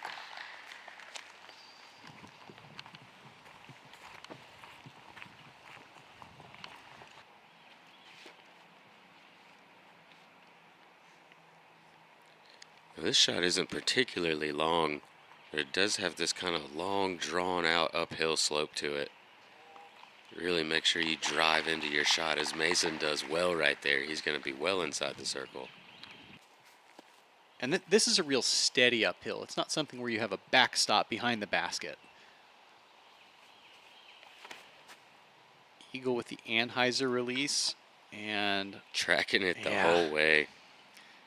You kind of, from that right side, the gaps don't line up very well. Yona is going to go to a backhand. While this hole is fairly scoreable, it is one of the rougher roughs on the entire course. Yes, it does seem like, as that is not a good kick. He's played off to the right side of the fairway now. But it does seem like on this course, the wider that the fairway is, the rougher that it's stayed on the edges. Which is a pretty good maintenance aesthetic, I think. Yeah, I agree. I like that. If you got more room on the fairway, you shouldn't be off of it. Yeah, definitely. Yona tags something coming out and is going to have to make a putt to save his par potentially. Eagle, controlled Anheuser to the bullseye. As we noted yesterday, just making your tap-in pars low stress is a big deal. Definitely so. It's not quite what you want here on hole 1. It did average a quarter stroke under par. So it's one you want to get the birdie on to start off. Definitely not the bogey that Yona's looking at right now. Chris with a deep circle 1 look here. Might have to deal with these trees just a little bit. And does cash it just over the rim. Did that go through? Yes, that indeed went through those trees there. I appreciate it when players show the line that their putt had to go by walking between like that.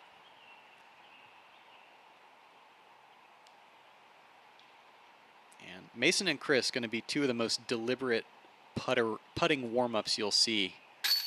They'll pump fake you for sure. Yeah, I haven't heard it used in a while, but robot chicken. Yeah. It's a good nickname for Chris Dickerson that you may have heard before. Yeah, definitely. Built on his demeanor, his routine, and his diet. A bogey cleanup for Yona, and eagle for the tap-in par.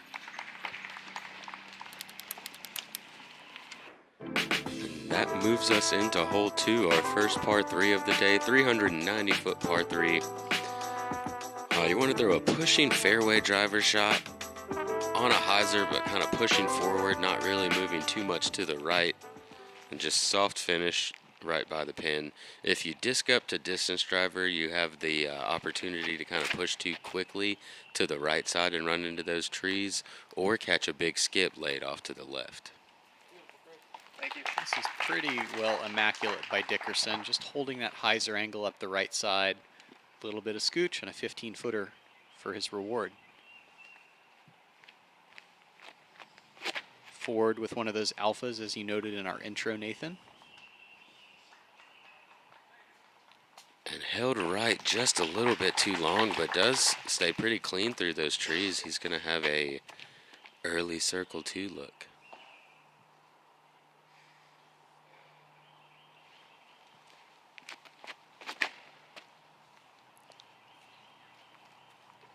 Eagle saw what Dickerson did, follows it, does get a little scooch out to the left off of a tree, and he will join Mason.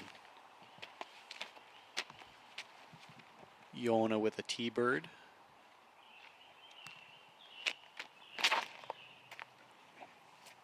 And this is swung high and right. It will need some help. Yeah, even with that on the fairway, it was a little bit too high to really push far enough at the right angle. And going to be much happier with that scramble effort than he is on the first hole. Going to get up and down for the par now.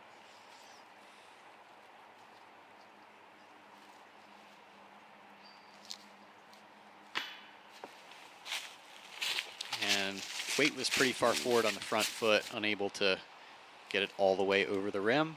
So a tap in 3 for Ford. McMahon. Good catch by the basket on the right side. Just able to hang on. And if you don't get the birdie on hole 1, you do feel like you need to get it on hole 2, averaging close to a half stroke under par today with a 2.58.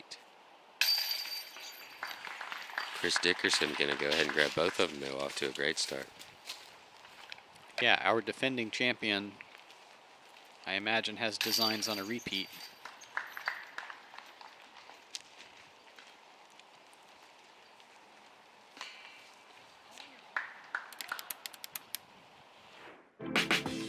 Hole 3, 726 feet, another par 4. And this is about as open a tee shot as you're going to get on this entire fairway. If you throw about 350 feet, it leaves a hyzer into the green, or you can be more aggressive with a big backhand turnover.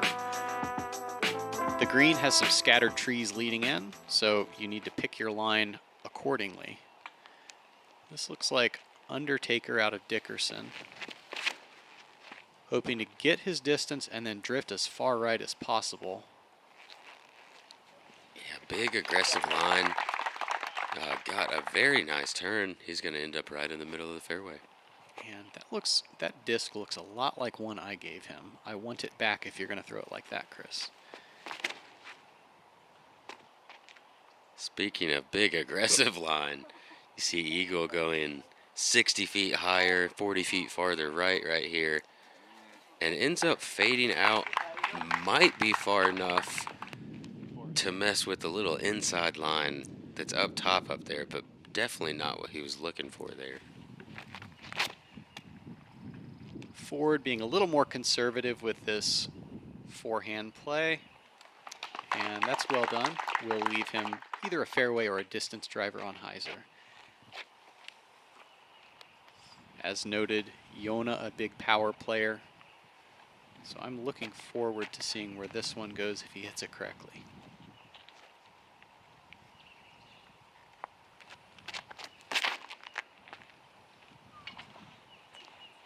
Yeah, and big height out of the hand. Gets it turned over just a little bit too much. I believe he caught something there along the way. And this is kind of the hazard of that big aggressive play. It can leave you in some tricky spots. Well, here we go. Does well to work his way back to the fairway. That should leave about 150 into the green. Left to right shape. Ford. Hyzer, a little bit of stand up. This is going to push the back wall, which is what you need, and works his way into circle one. Oh my goodness. That's very nicely done. That's so good. I was going to say before he threw, he's a little farther back than you really like to be there, but obviously not. That looked very well planned. Dickerson able to take a straighter line. This is going to keep running, but checks up well. That's new this year, as far as cleaned out wise. Never seen that intentionally taken before, but done very well. And Eagle, this is going off the fairway, not nearly high enough, and this is Scramble Town.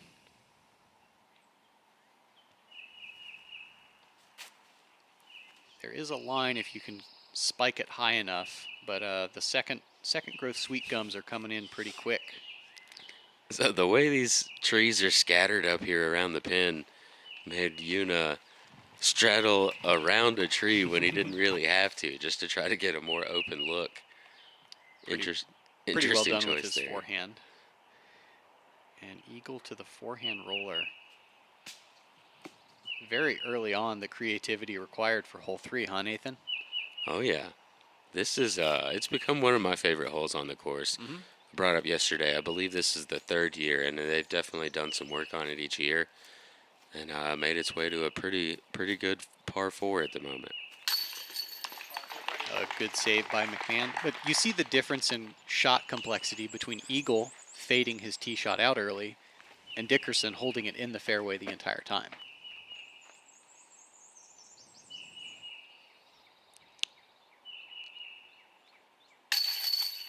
Yeah, and it provided Dickerson with a better chance to have the opportunity for a birdie. Which is what we want, right? Like well-executed shots, better potential to score. Absolutely. He's looking to for 3 in a row to start his round. Count it. And moves up to solo third place. A little too early to, really be taking scores seriously, but keep moving up. What's up, guys? Eagle here. Thank you for watching Gatekeeper Media, and I just want to send you over to my socials. Go check out my YouTube, Eagles Vlogs. Go check out me on Instagram, Eagle_WMCM. Discmania, we got some cool stuff coming out. Sweets Kendamas, got some grip bags left, and I just want to thank all of you for the amazing support. Keep on dreaming.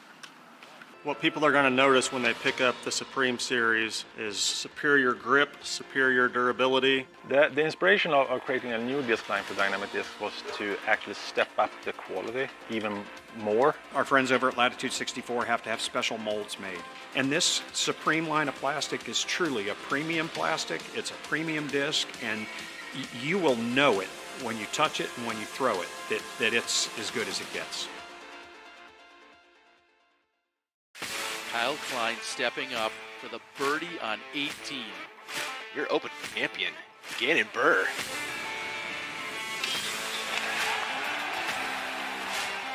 Another record-setting weekend on the Disc Golf Pro Tour. Back-to-back weeks. Winner coming from the chase card. Pretty special stuff. Gannon Burr, Kyle Klein, 2 young superstars on tour, showing you how to get it done.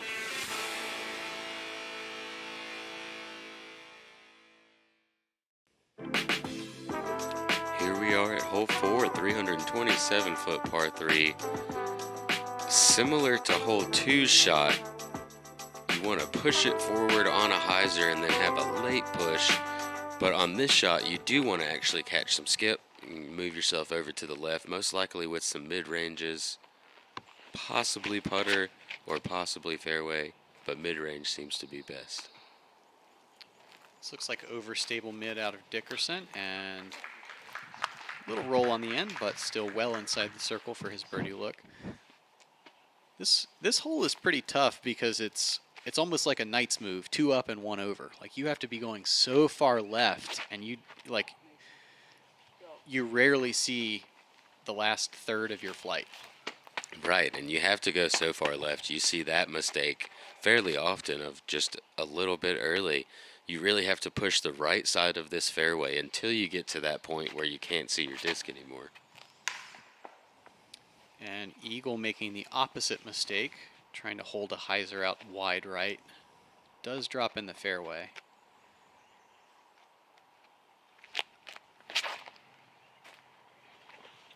Yona with a good correction, but catches a little bit of stuff inside and early. Interesting reaction. He's going to wonder how his disc got all the way over there, I imagine. Definitely so. That didn't push forward really at all, and he's going to have that push forward spot. This is a very overstable disc from Eagle. I thought that was right out of his hand, but immediately went to the left. He's going to have a tap-in par.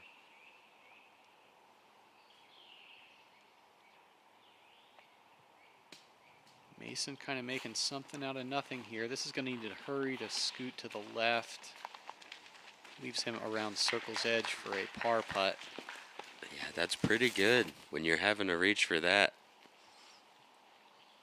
I would take circle's edge. Yeah, unquestionably. Yona with his first real birdie chance on the afternoon gets himself back to even par with this Gatekeeper rewind. Yeah, his first real birdie look, and a long one at that, able to connect nicely. Happy to be back at even. Going into another difficult hole coming up.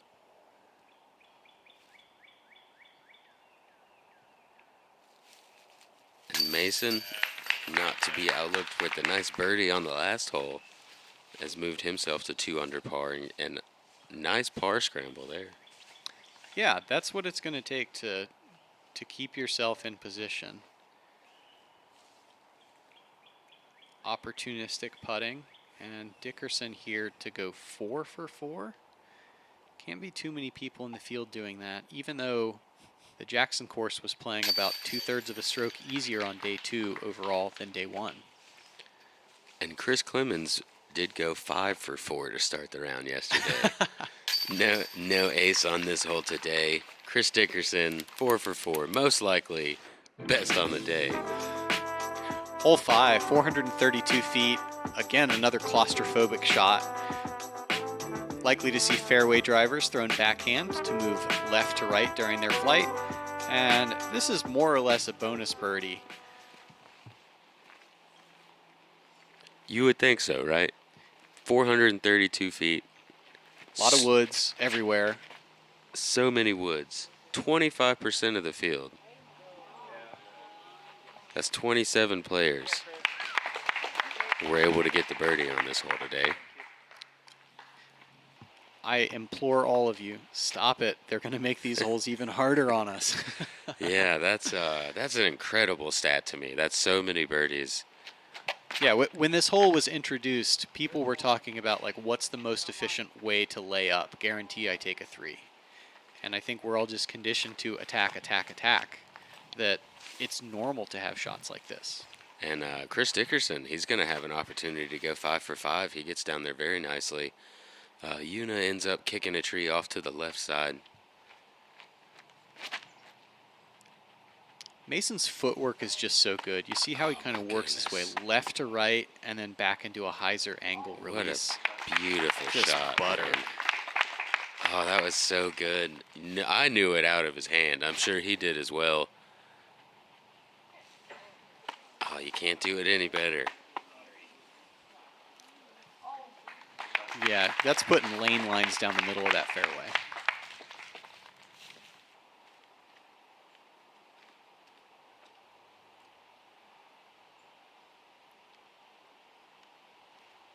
And McMahon, we saw him get this in round 1. Another hyzer release. Look at the late drift. And actually long on the shelf with the bucket. Yeah, not really worried about his disc coming back at all.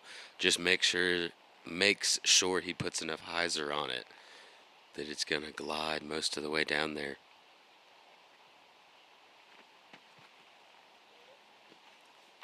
And not to be as far as 5 for 5 on the round, still a fantastic start, 4 down through 5.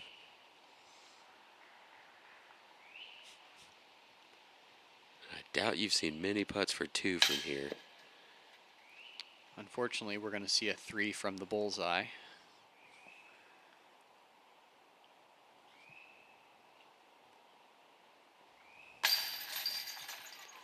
Yona able to card the par. You see a little bit of similarity in his style to what Niklas Antila was doing yesterday. Getting forward on that front foot, and then an arm action that goes down to up. And forward from 18 feet or so. High in the chains, but sticks it. Yeah, fully committed there. Ends up down in the bottom of the basket. He's going to be 3 down through the first 5 holes.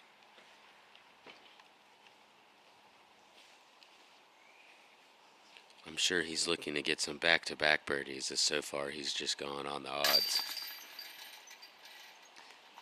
I mean, I think if we're talking about beats, you want to be clapping on the odd ones, right? So, good rhythm from Ford. Moves us into hole 6, 366-foot par 3. You've got options again. There's a left and a right. Most likely going to see all players take the right side here.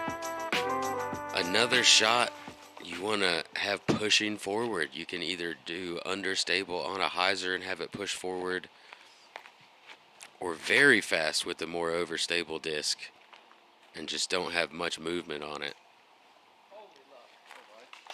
Mason uses all of that right side to glide up to another pretty routine birdie tap in. That's the softest you're going to see a disc come into this basket. Yeah, absolutely. That's an incredible shot from Mason.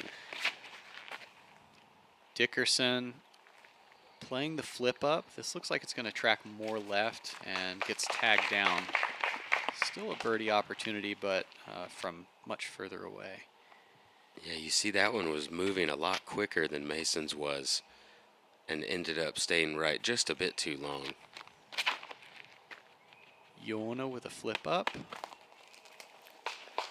That's very well done. So good. I promise the hole is hard.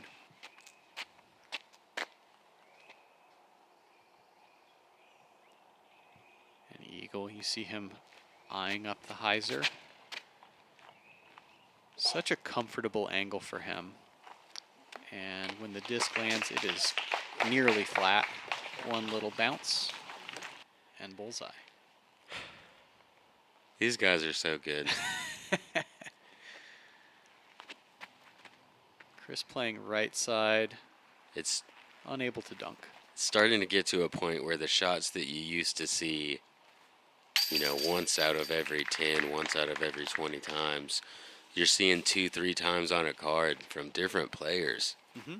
And it's awesome to see so many different players learning the different types of shots instead of just throwing the same angles all the time.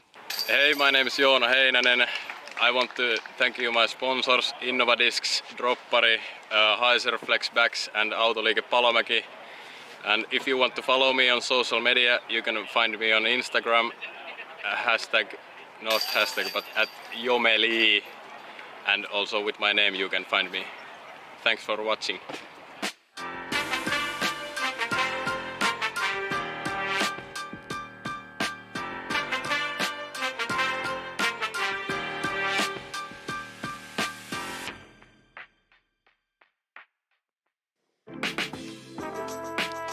Hole 7, a par 4 at 744 feet. You have a downhill tee shot through an initial field goal and then need to work across this grassy field and run to the left.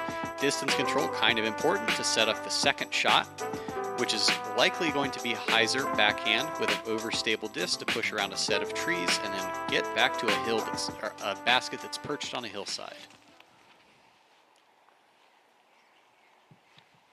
Forward with, as you called, those back-to-back birdies.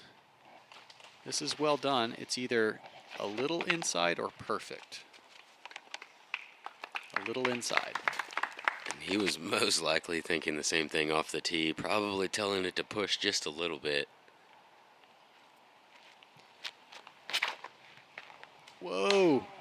A big hyzer swoop from Joona and tags one of those field goals. Does stay in the fairway.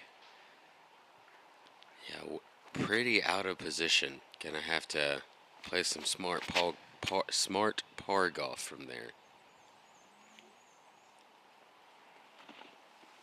Oh yeah. McMahon holds on the hyzer. That's too far. It might be too far left. He might have to take the overland route rather than playing a valley shot. It could be pretty open with as far as he got, but it's not the intended line, so I'm not sure it's really clean. Dickerson, I think this is a predator. It's pushing much too straight, but does get left some. As we noted yesterday, scrambling is pretty much a necessity unless you're in a perfect little circle. Heinänen with another hyzer. Gets caught up a little bit, so unfortunately he is going to throw his third before everybody else throws their second. Yeah, and that is not a good position to make it to the pin. That does get pretty far down there, though. He's going to be in a good spot to get up and down for hopefully a stress-free bogey. Ford has to go standstill, and you don't want to be on that side. No, definitely. He's still about 160 out, maybe a touch more. And Nathan, what is this he's lining up? Looks to be a roller. Backhand roller trying to follow this hill. No, that was an air shot. Probably overstable. No, that was that Undertaker again. I think he was going for a cut roller to run up the hill. Unfortunately, we'll never get to say for sure. We can argue about it all day. Instead, we're going to see a gorgeous series of gap hits from McMahon. Yeah, as he was able to find himself a gap up high on that left side. Gonna be underneath the basket for a birdie look. And this is big time. Ford is leaking early. It's a good miss. What a good miss. He said, "Where you going?" And the disc was like, all right, I'm going to go to the circle. Sometimes it's better to miss big rather than a little bit. Dickerson, a pushing overstable shot, and floats it into the circle. He will have his par chance.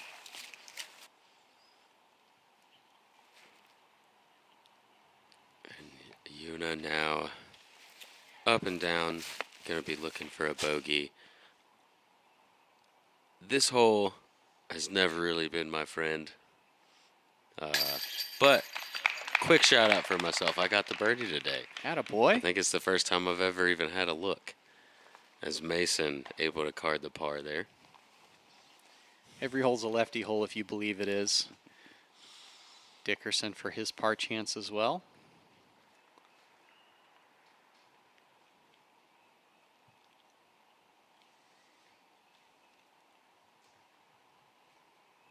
You see the routine. And a nice par save after not moving very far on his second shot.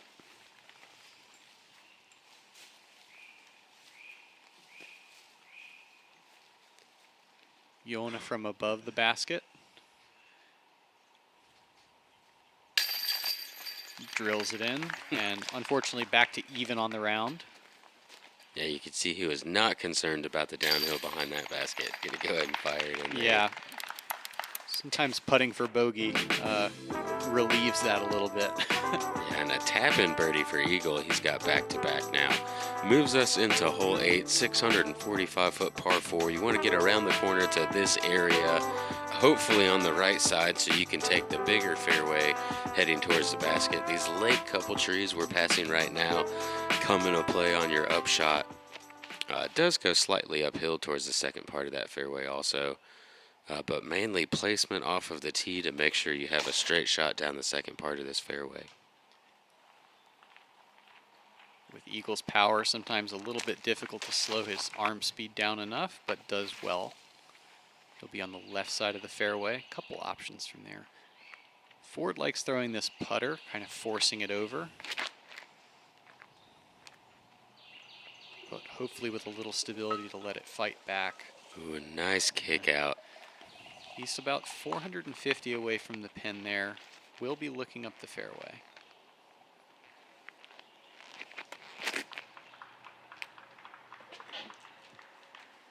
This looks pretty nice from Chris. And he is going to land right, I think, centered on the left side of that fairway.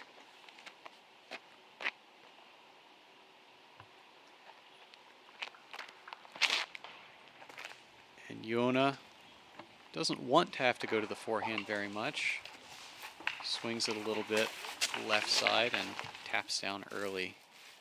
That'll leave him about 380 or so to the bucket. This is kind of speculative from Ford. He's going to push the right side, hope to land above the basket and scooch down. Oh, wow. That's big. Yeah, that's a great shot. Like you said, he was pushing that 450 range. He's up there almost to circle's edge. Yona with an initial gap and kind of yanks it to the right. What? But also up towards circle 2. That must have been a pretty understable disc there. Eagle, we saw him kind of do this yesterday as well, using an understable flip-up backhand rather than the forehand. Makes good forward progress, but I think that's just going to be a layup for his par opportunity. And Dickerson, Heiser release with a fairway driver. And stands it up. This is above the basket now. Oh, yikes. Yeah, big kick down the hill. That was tracking towards the basket, in my opinion, if it was starting to fade out. Yeah, I agree. There's a couple guardians of this circle 2, circle 1 area that seem to get hit an awful lot for their size. And they move very quickly once they hit this, as it slopes right to left here downhill. Now get moving left very fast. As Mason Ford connects from about 55. Yeah, with a fist bump too. That gatekeeper rewind. It's going to put him 5 down through the first 8 holes now. And momentarily has the lead on the card. Chris Dickerson going to have an opportunity for a birdie as well. You said they move fast. I thought you were referring to the trees, kind of jumping into the way of discs, but you're right. As the downhill slope to the left kind of lets discs accelerate as they hit. And Yona with a great 3. Got that bounce back stat working. Back to under par now for the second time in the round. Also excited about it.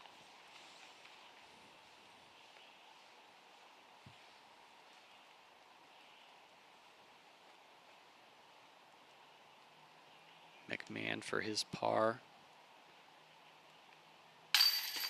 And spins it dead center.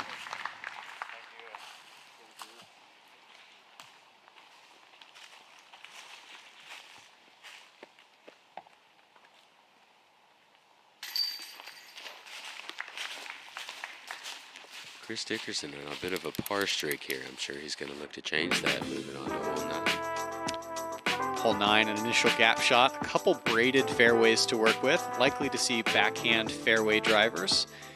And the fairway is going to bend gently to the left. Once again, a series of gaps that you have to work with. You kind of throw your tee shot and then decide how you're going to get to the basket. I don't know that you can script this one perfectly. Ford gonna overturn this a little bit and gets knocked down. Still will have a chance to birdie, but it takes a fairway driver shot from about 350. Yeah, there's lots of little trees in there where he landed also. It can get pretty tight. This from Yuna is about what you script off of the tee. He's up there past that road. That's all you can ask for. And he's got the more open side of the fairway lined up also over on that right side. Yeah, from there you're thinking, you know, straight putter, little bit of finish on it. Eagle has this high and moving left. We'll get to see another way to grandmother's house. Yeah, that's the scramble zone over there on the left. And Dickerson with the gentle Anheuser release gets the disc to flat and carrying. And in good shape. Should have to throw a little bit of hyzer with mid-range or putter. Forward with an abbreviated swing, maybe to avoid a tree or something. But gets full flight. Yeah, that's difficult to do when you're crowded in by all those little trees and branches hanging around you. Still able to get that full flight. Chris Dickerson having a weave through a couple trees. He's going to also slide up there inside circle 1. Definitely looking in that par streak. And Yona with a standstill. This is about as easy pickings as you're going to get on hole 9. Ooh, and nice little backboard. Yeah, he was a little early on that one. He was definitely looking to push that down the right side the whole way. Cuts inside some trees, but going to be inside the circle. And the Eagles found a wide open gap over on that left side. And as you would expect to see on a hole that had 51% of the field take birdies today, we have 4 birdie looks here from our chase card. Unfortunately, the first of those a little bit fluffed. Ford going to have to settle for par. Heinonen able to make good.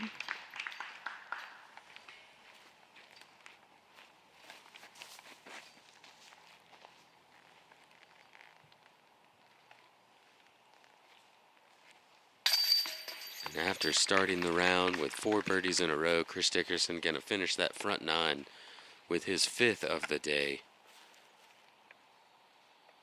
Eagle McMahon also going to card himself a birdie, moving to 4 under par.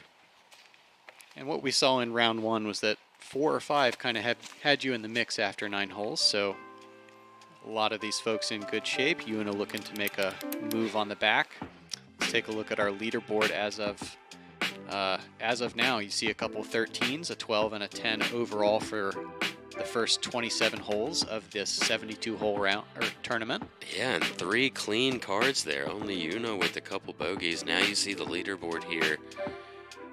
Kind of the same guys up top. Yeah, just showing that those first rounds weren't a fluke. Everybody still in contention. A lot of golf left.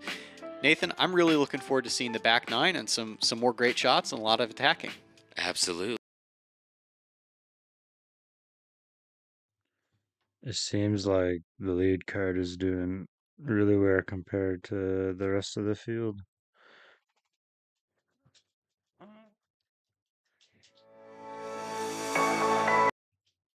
Had a bad hole is hole 10, 606 feet. Did play as the easiest hole on the course today. Those 3 trees that you saw on the flyover in the middle are going to be the main obstacle here off of the tee. They need Once to you get step up past their those game a bit. trees, you don't want to push too far right. You do want to fade back left just a bit. And those are really good guideposts to aim at and then have your disc braking. You see Joona Heinonen throws it about 380 feet and it dumps back to 370 or so. Yeah, he's going to be in a great spot there. Lost a little bit of distance, but shouldn't cause him much trouble. Eagle to a mid-range. I think this is kind of just preventing him from being able to push to that back wall. Still in a fine spot. Chris has been known to be aggressive. I think I heard tell of him getting towards circle 2 last year at one point. Yeah, if you go big, understable distance driver here and try to get some float back he gets rooted. Nathan, I wanted to see that sucker go. Yeah, I think that was going to be on the way to that close to circle 2 you were talking about. Still going to be in a great position for the birdie. You see the more conservative approach out of Ford, just kind of picking the course apart, mid-range there. And Eagle over here did get up into the woods on the left side. Going to have some scramble work to do. Uses the right side, a little bit of flip up, and wow, a straight skip to go past the basket. Are you kidding Left me? side inside the circle. He was standing like backwards and sideways. Yeah, right foot green. Ford, I think this is a bullet. Just misses that tree in the middle of the fairway. Slides on up there nicely into circle 1. A lot of the gaps in this hole are pretty awkwardly spaced, which means going far off the tee is often very beneficial. Yeah, it opens up those angles a lot as you see Yuna able to hit one of those lines very nicely. As we see it bounce up and hit the koozie there. Just not quite enough glide there. Maybe if he goes driver, he gets the skip all the way up into the cage. And Chris, so close to the pin with just a standstill. Gonna toss it up there. Also inside circle 1. All 4 players here. Inside 26, 27 feet. And Eagle not able to reset. That's kind of a focus error.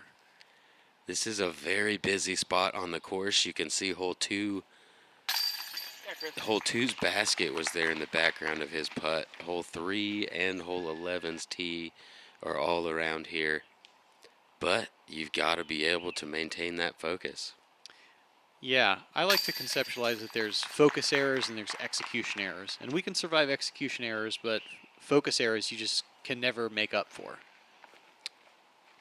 I agree. It does seem to feel that way. And as you might expect, we're going to see 3 birdies on this card, including Yuna able to use his upshot disc as his putter. Nicely done. Hole 11, 420 feet, a big right turning shot. This one definitely has some rough. I expect we're going to see fairway drivers, understable or forced over a little bit. And this had a little bit of a headwind to the shot. It kind of helps keep the disc over once it's there.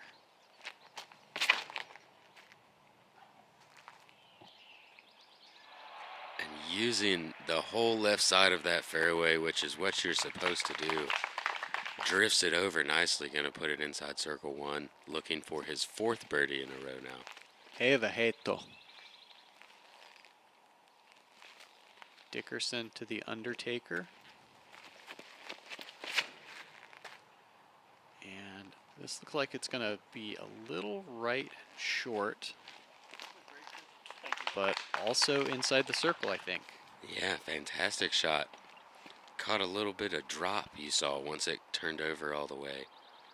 Dropped down and kind of shortened its flight just a little bit. Believe this is another alpha, kind of seeing that same wind bounce that Dickerson had gotten. And we've got a trend here. Is Eagle going to finish long right of the basket?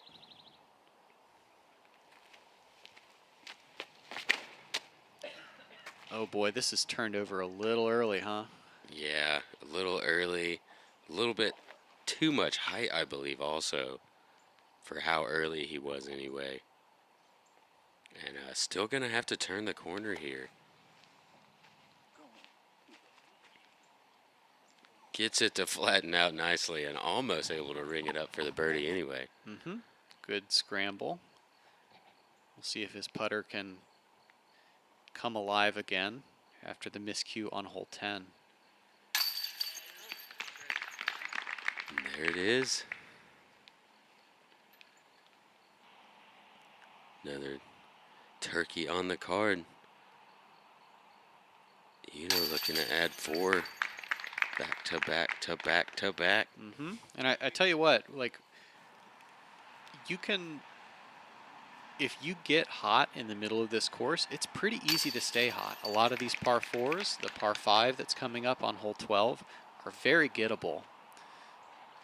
So if you've gotten yourself good and warmed up and confident in your throwing, like, there's a lot to be gained in this middle section of the course. And once again, 3 birdies on the card. And that hole is not quite that easy. They played that very well. That does move us to hole 12. Played as the easiest hole on the course yesterday. Second easiest today, playing at a 4.54, 990-foot par 5. You got 2 options for the second part of the fairway. Ideally, you'd like to get your shot far enough where you can go down the left side. Those are going to be your eagle opportunities.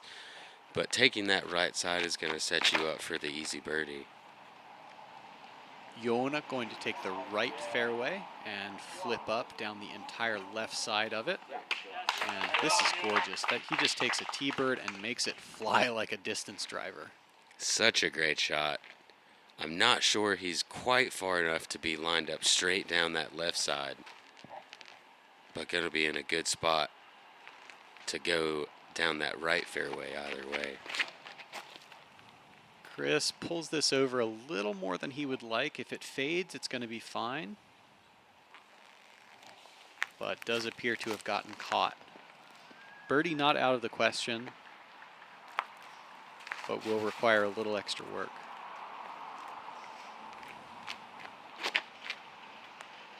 Ford kind of follows Dickerson, but with more stability on the finish. Pushes around the cluster. Oh, and does leak into the middle island. Yeah, just pushes over to that other cluster over on the left side. Gonna end up most likely having to throw a standstill of some sort from there.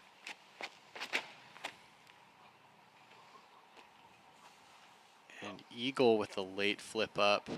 Wow. With the finish on it. He'll be up by Yona.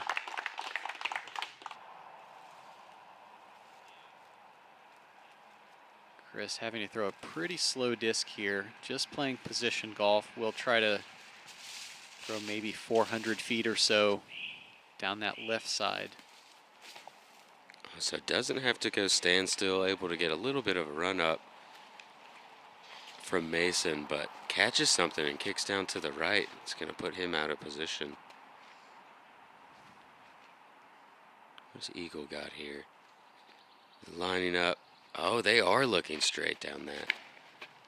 Eagle with the mid-range, Heiser release. Flips up to flat, still high. Wow. Hugging the right side. Wow. And long. Here we are. Nathan, there was the legend of Will Schustrick getting an eagle on this hole 15 years ago, just about. And it seems like folks are Folks are figuring out how to do it now. And Yuna trying to do the same thing. Looks like he caught the tree with that blue strap around it. That is 150 feet from the pin. But Eagle McMahon sitting up there 12 feet long for pretty much a drop-in eagle. Yeah, that's the way to gain a couple strokes at a time. Dickerson likely to have to take a par.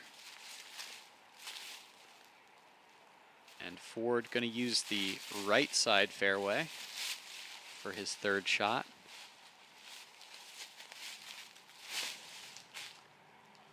Flat release, drifting to the left side, and a little bit of tree help into the ditch, and 25 feet or so. Yeah, he'll take that. Chris going to be disappointed with this par effort here. Put himself in a good spot to hit that fairway and just kind of pulled his third shot. But nice up and down to get his par there.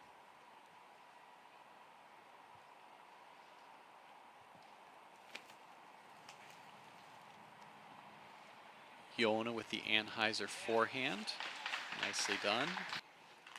We haven't seen many par fives like this year. I feel like most of the par fives we've watched have actually been pretty difficult, and it felt good to get the birdie on. But this is more towards the older style that we saw the last few years, where if you take a five, it kind of feels bad. You didn't necessarily play the hole bad. It is a par. I do believe this is a true par five, but it just doesn't feel right. Yeah, completely. And the character of this course is so different from what we've played in Las Vegas, the Texas Swing, Music City Open, where you can have a true par five that doesn't require out of bounds.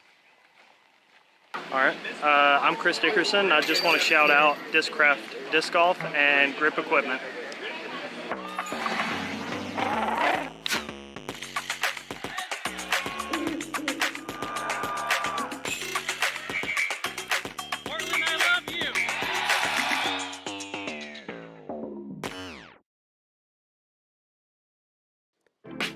Other than Eagle, who got the Eagle, Anthony Barella and Brandon Latta also able to Eagle hole 12 today. That's pretty sick. Hole 13, almost 400 feet, perched on a mound, left to right shot. I expect we're going to see mostly forehands. We may see some late flipping backhands, possibly a roller. But with the proficiency of this entire card at forehand, that's the likely shot. Yeah, it's such a late turn for the backhand that it's just not one you see many people attempt. It's so easy to get that big kick off to the left. Unquestionably. Oh. Yona is going to line it up with one of his older T-birds, I believe. Gets the height, drifting. I think this is a little early. It was a little early, but didn't get that big kick. He is going to make it to circle 2. And Ford going to do the same. This is left. Needs to hurry. Yeah, and I think that's kind of what you have to do. That was just a little bit too far left, but you need it to be that wide, or else that's where you come in a little early. Get those big kicks from the right side. Dickerson going back to that forehand. Looks like a good line here. It's interesting to see him do the Anheuser release. I don't feel like this fairway lines up to let you do that because of how far you have to get back to the right. And I do believe that is why he ended up short in circle 2. You can hit the gap with that Anheuser release, but you have to use such a stable disc that you end up fading out in front of the basket rather than being able to push towards it.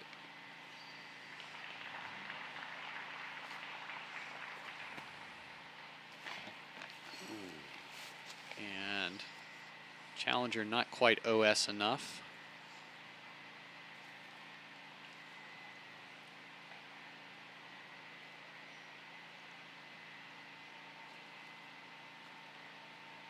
Eagle seems a little jittery here, but no matter. Good high to low putt. It's kind of a jittery green. You've got those mounds or modules up there, as you see dead center on that putt, where it can get a little quick behind it. Plus, you've kind of got the spectator vendor area back behind there, so a little busy.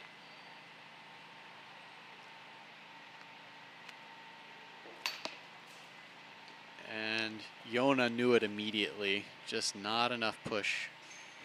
Mason, this will be for his third.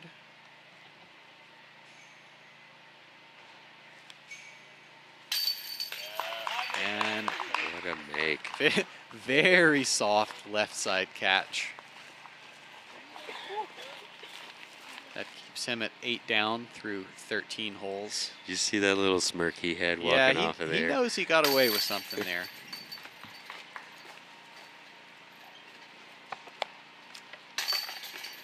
So Eagle gonna card the lone birdie and take us on to hole 14, Nathan. Yeah, a brand new tee pad this year, which alleviates the old tee pad. This is actually a good to the course. You've got this very straight tee shot here. Gonna want to make it up to the top of the hill so you can try to navigate your second shot from left to right. Very key to get through the initial gap. We saw Simon Lizotte struggle with it yesterday. Eagle with the hyzer release pushing to the right, and it's a little more right than you would want. He's going to have to throw a pretty severe angle, but hey, he got there. Yeah, getting nitpicky with it. He did get out of the gap, but you do want something to fade. Like you said, pretty pinched off over there on the right. I think he's going to have to go backhand turnover to get something to use those angles. You see Yona's comfort with throwing fast discs through small gaps. This is so far up there that he is going to have another, I imagine, standstill putter. Yeah, that's the best drive I've seen so far on this one. Mason kind of following Eagle over to that right side. Nothing wrong with it. He's just a little ways back. Yeah, and a little ways back on that right side is actually better, in my opinion, than as far as Eagle is. The angle is not quite as pinched off. You have a little more room to work with.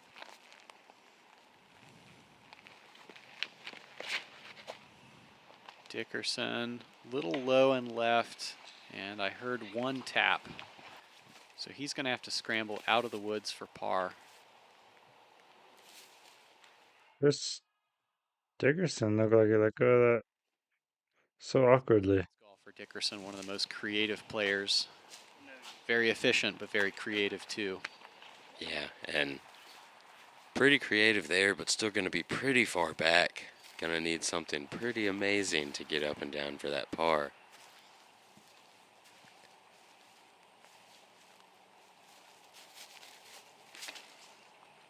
Forward to a fairway driver, slinging it left to right. This is coming in a bit early, but boy, a nice little stop to take him inside circle one. It was on target. It was getting there. Yeah, fantastic shot. There's 2 lines for this second one. Ideally, you'd like to be in a spot you can go around these.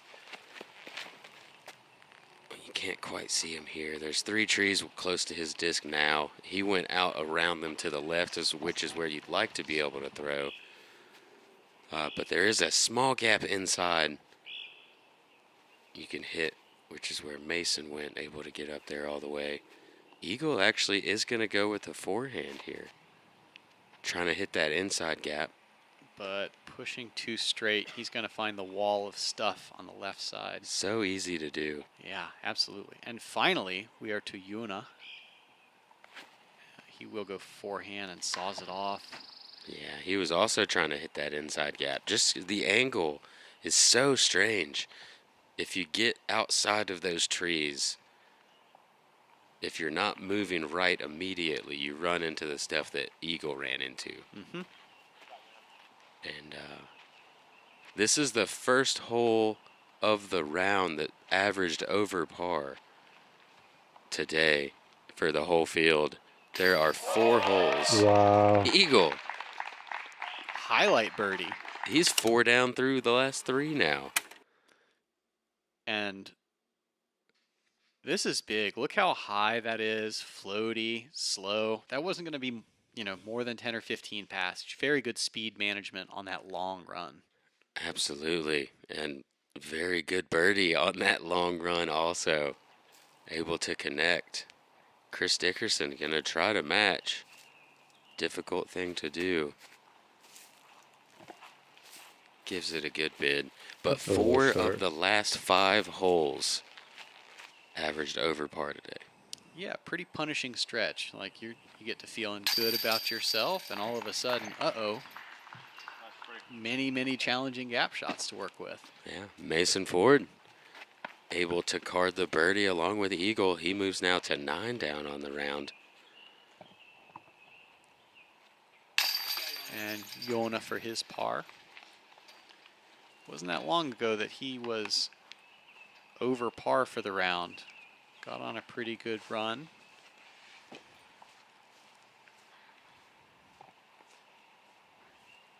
A whole card playing well here, still inside the top 20 with Yona making that run back.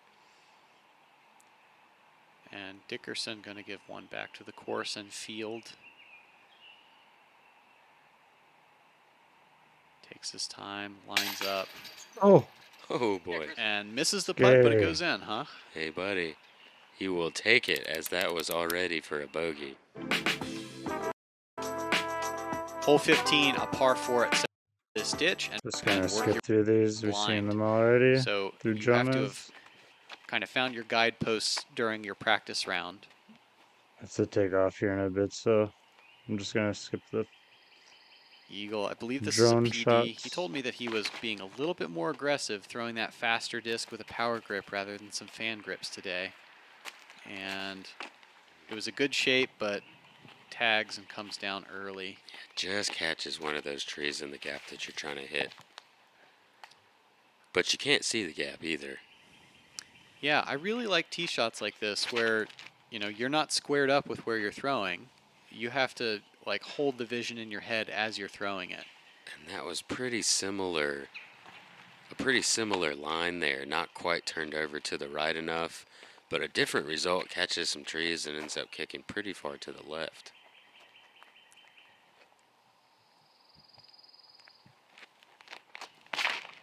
Yona to a T-bird. This is using all of the ceiling. And that's going to funnel down towards the left side as well, I believe. And this is Predator from Dickerson. You see this, the Anheuser release, slow drift to the right, hits the gap. That was the best looking line so far. Got it to drift far enough to go to the right. Does fade back out, but kind of no matter where you land, this second shot is kind of poking hope. Yeah, I concur with that. Eagle, very awkward stance here, going mid-range roller. Falls down. It might have gone down, yeah. Yeah, Eagle might have been rolling too. That's a pretty good result, though. He will be able to take a pretty low-stress par if he wants it, or an ambitious birdie run. Yeah, and low stress par is pretty good on this one. Like I was saying on the last hole, that was the 4th hardest hole. This is the 3rd hardest hole.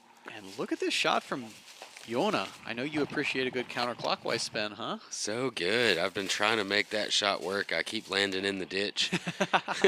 Getting that flex and uses something stable enough to come back out and gets the skip. That is very well executed. Going to be sitting right at 12 feet.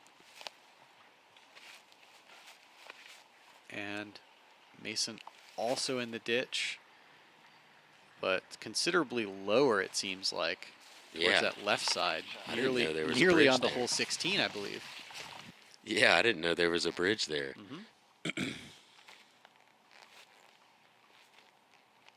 Dickerson, you see his executed tee shot makes this second a lot simpler, able to go turnover putter. And that's well done. I think getting yourself long into that creek is not a bad result.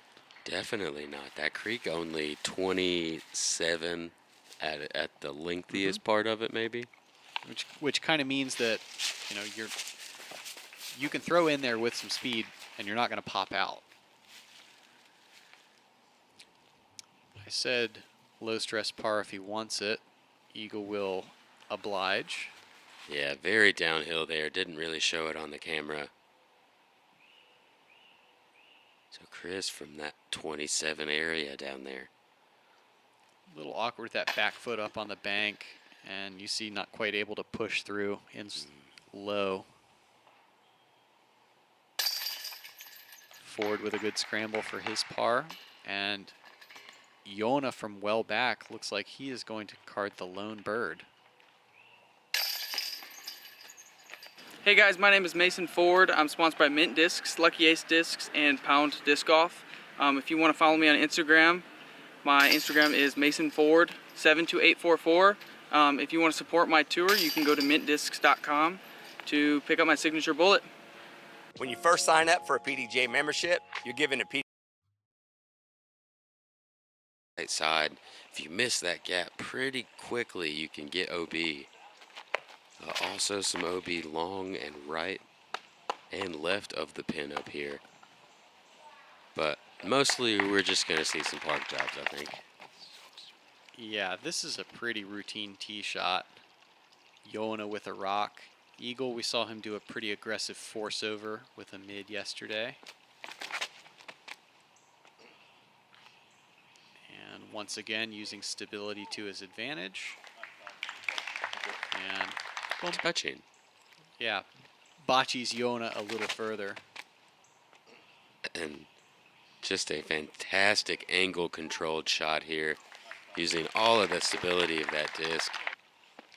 It's so cool to have a hole that's under 300 feet that's making players, play that aggressive anhyzer or that light drifting shot, or even, kind of the turnover that Mason's going to go for. Yeah, under 300 feet, but you're still seeing players throw different types of shots. Able to see very overstable or very understable. Dickerson, Chris pretty throw the neutral with the buzz. buzz. A little bit of anhyzer, but he's going to go 2 nose up and it stalls on him. Yeah, not going to be happy with that one out in circle 2. And this is where you can get in some danger if he flies I've past never this liked the basket. buzz.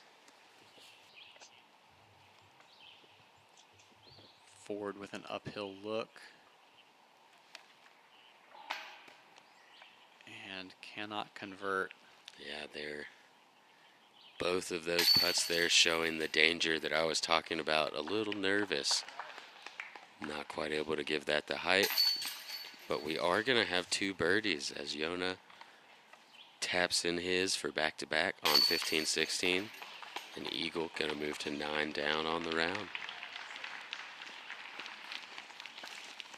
Eagle's playing pretty good. Right, that tracks downhill off the fairway up an old fairway yesterday. So that may be an option.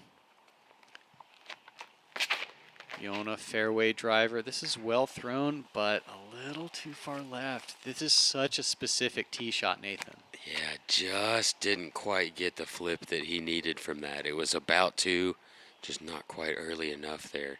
I guess Mason Ford 2 is also doing good. Round 1, -9 Eagle kind on of the pulled round. this right. This time he almost exactly follows where Yona went. Yeah, this shot really lines up what we saw Eagle do very well yesterday all day. That extreme hyzer release to a late stand up and drift. Mason pulled that one a little bit inside. This whole showing you why it's the second Eagle hardest and so Mason far. are just fighting each Yeah, it's other. just so hard to advance very far on this tee shot, and once you're there, it's hard to say what you're going to early get. again. The shot that Dickerson just threw is incredibly difficult. He didn't throw on a steep hyzer like the rest of the guys did. He actually came out flat with a little bit of a lower release, and the early tree on the left side makes that so difficult.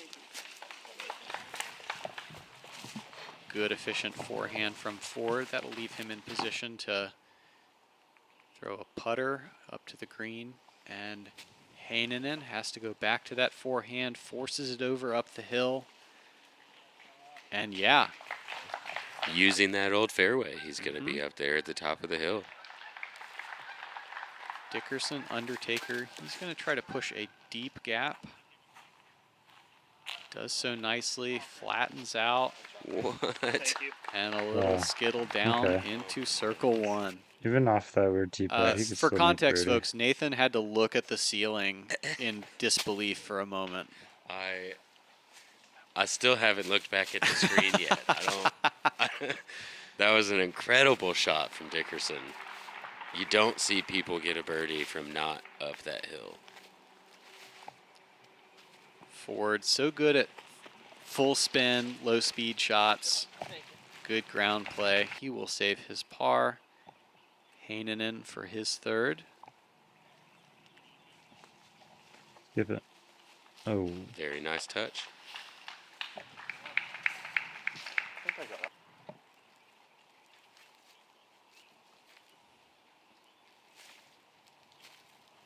Eagle Wide. with kind of a spinny push.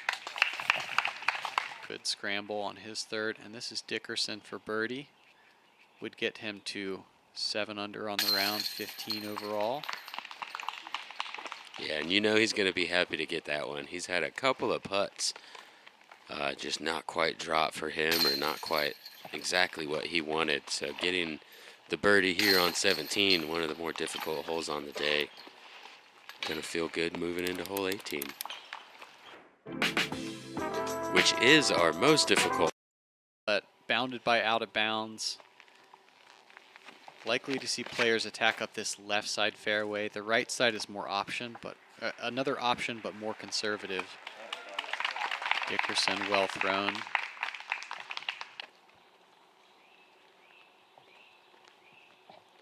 And this one playing as the most difficult hole on the course because of the difficulty of getting the birdie. Yeah, it's just so hard to put yourself in a position where you have level footing, the ability to attack the gap, and Behind those kind of know trees. where you're throwing out into that field. Right, to attack the gap and know where you're throwing is the big 2 points there. You have to get so far up that hill to even be in a position to feel like you can attack. And Eagle, this is turned over. Oh boy. Wow. But oh my goodness, comes out looking rosy. Look at that little kick. Come on, man. Amazing. Turns it early, kind of goes through a couple trees, but boy howdy. That's where you want to be at to get a birdie. Yeah. That's the spot. Scripted exactly like that.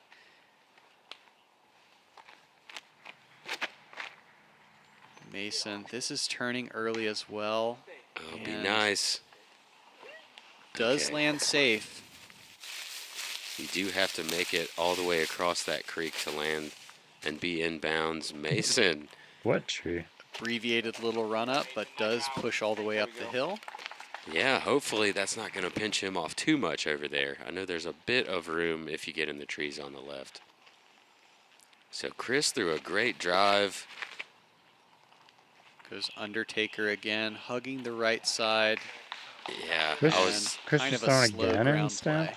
I was going to say, I don't know if that great drive is enough to get him an easy birdie look. And you see he's out in circle 2.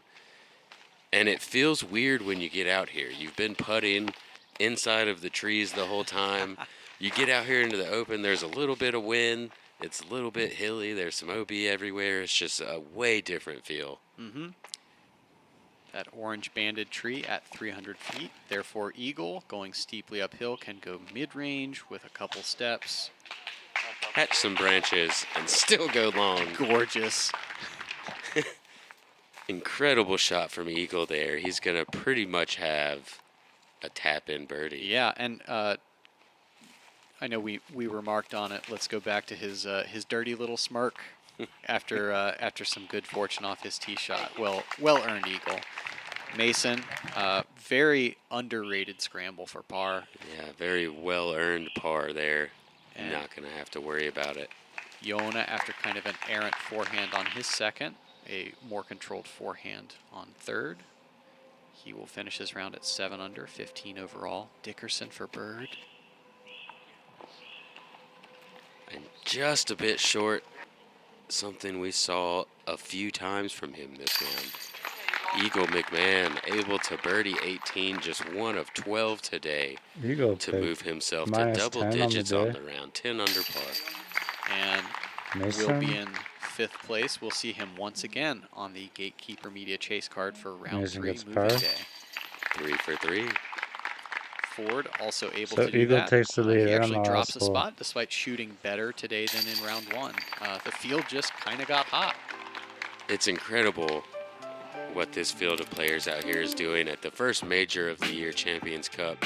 You see here, Eagle McMahon clean 10 down today, Mason Ford and Cleed 9 down, Una Heinonen shooting a 7 down, and Chris Dickerson just 1 bogey on the day. So chase card. Well, Anthony jumped up like 15 spots with Simon. But Eagle and Mason only a couple strokes back from the chase card, and there's still 2 more rounds after, so it's looking pretty good for them. This top 5, and then if Simon and Anthony play really good on round 3,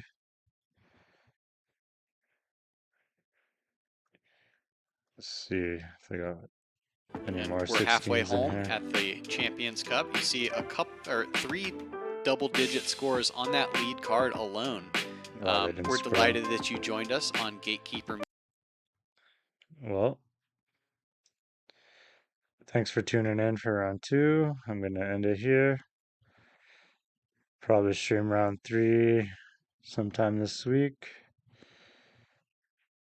And thanks for stopping by.